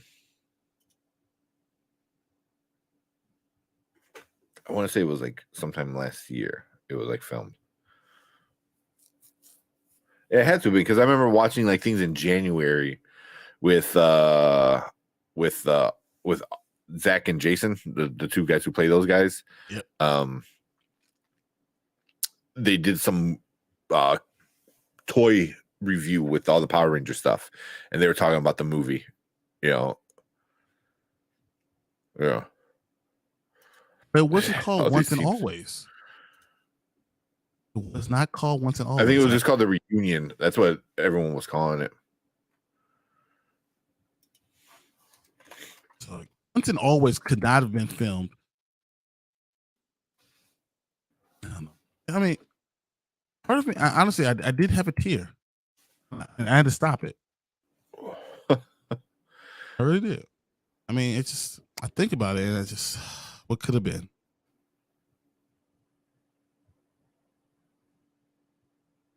I don't know.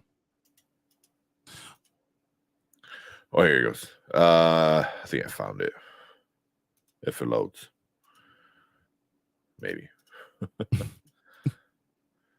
Because it says during the Hasbro PulseCon in 2022, it was announced that Yost and Walters were in the process of filming a special anniversary.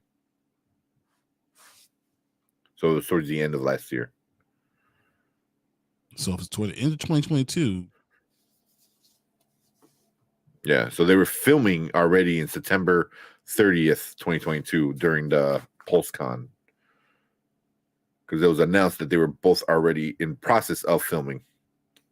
And I'm reading right here, like some of this was filmed as late as February of 2023. Yeah, I can see that with like reshoots and stuff like that. With that being done, some people could not have been in it. Yeah, but if he already filmed it, But not all of it was filmed, because we said some of it wasn't filmed. I mean, that's got to be reshoots by then. By if you're doing like February, They changed the entire story. They changed the entire story. Man. It doesn't seem like it was a long time ago, but I feel like it was a lot longer than you were saying it was. Well, fuck. That's what I'm He saying. died. Like, this was a long. This couldn't have happened. Well, he had died November of 2022.